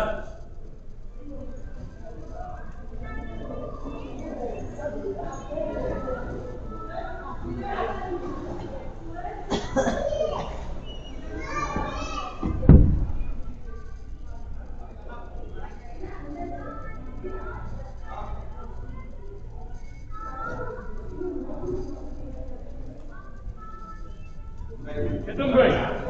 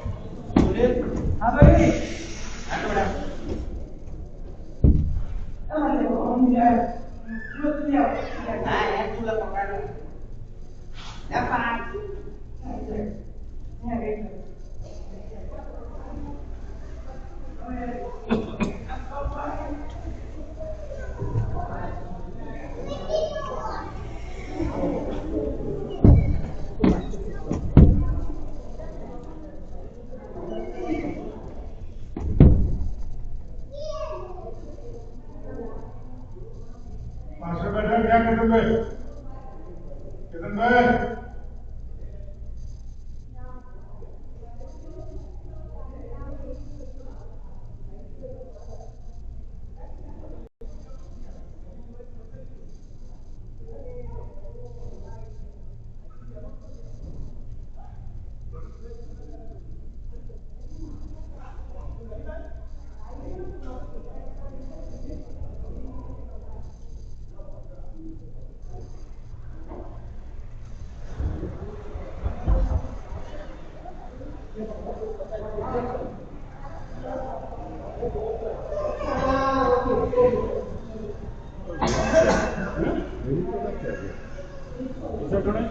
ના ત્યાં તો નથી.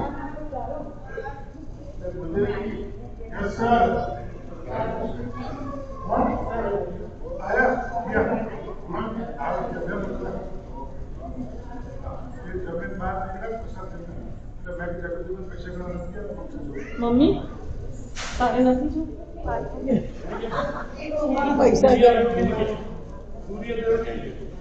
પૈસા ગણવા છે કે કેમનું બધું खबर નથી क्या क्या आवाज जो पहला बेस्टर क्या देसी साहब બાબા દેશે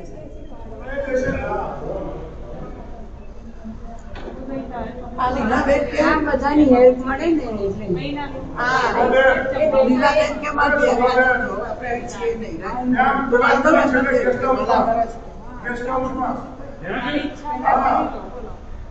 गेस्ट हाउस में बैठा है हां હું રહેતો તો એ રૂમમાં ઓકે બીજું કીધું આ હું નો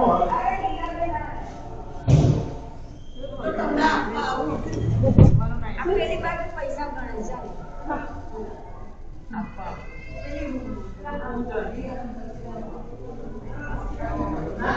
ભાઈ ચેતનભાઈ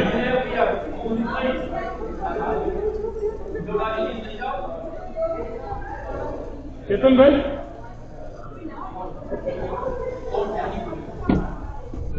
આ એક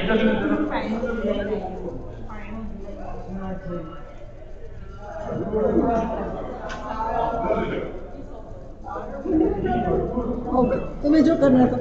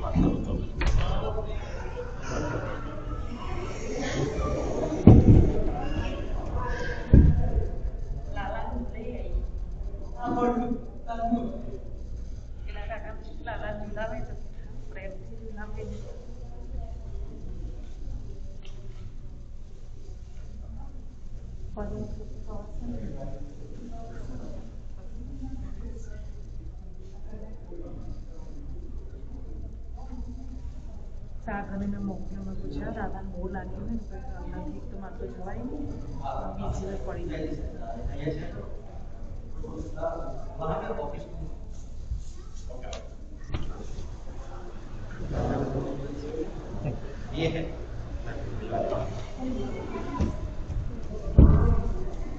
हितेश भाई हमने मतलब प्लीज हमने मतलब कथा में डोनेशन करना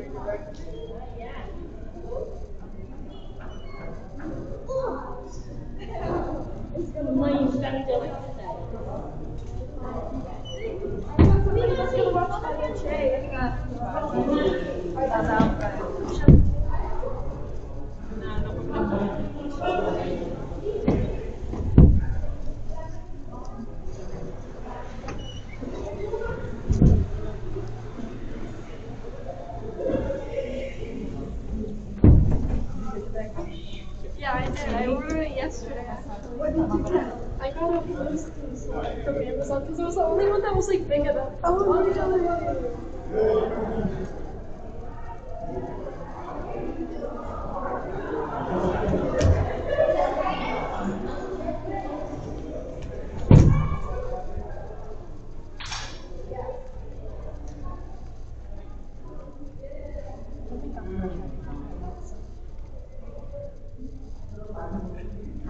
Dukti hotel ले ले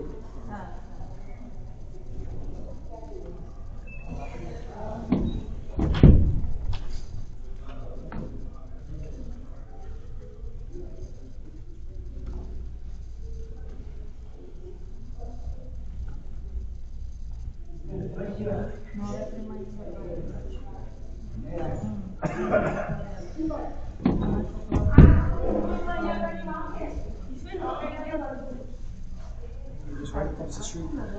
He's a true devotee. how do you know who lives really close to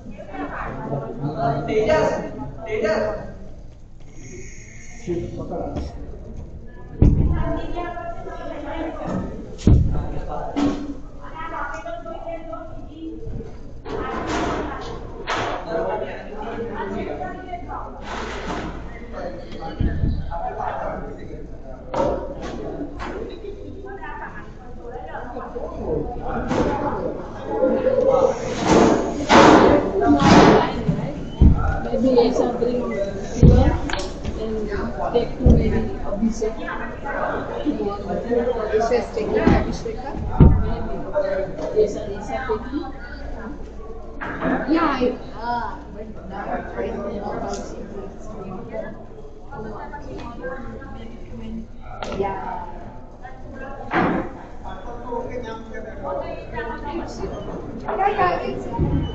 If you have okay.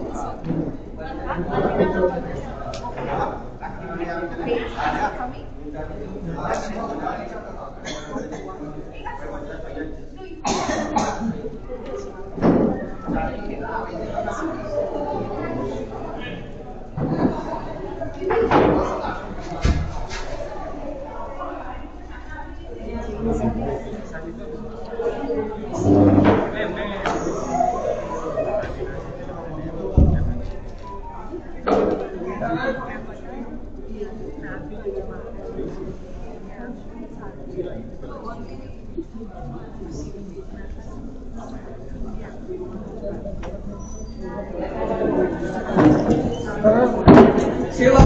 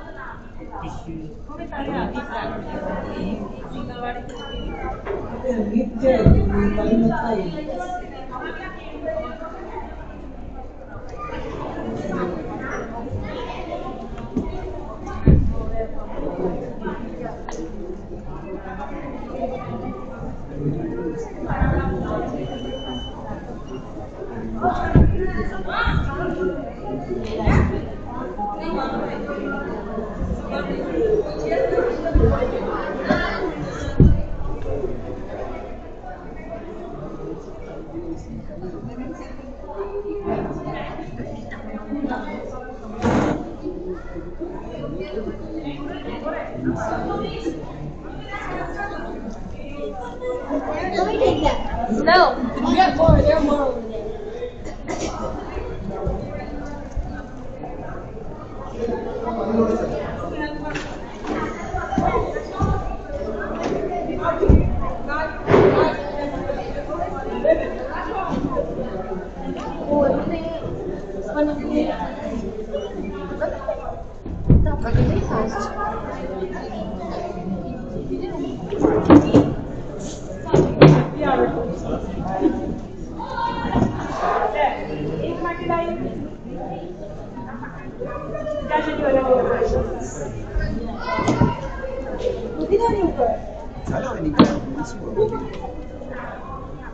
ખબર હતી 3-4 જ બાકી હતા બસ એ કાર્ડ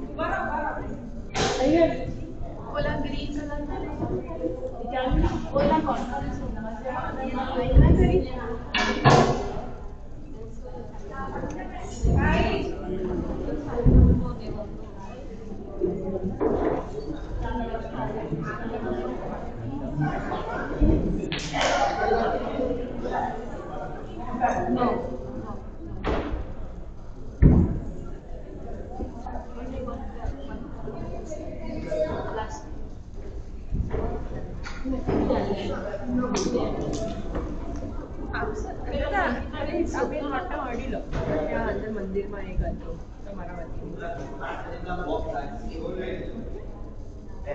કાને કાનો કાનો કાનો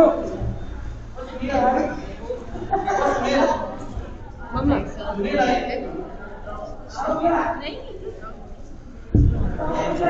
छाया तुझे यार इससे थी पापा जो कपड़ा पहनी लगो बराबर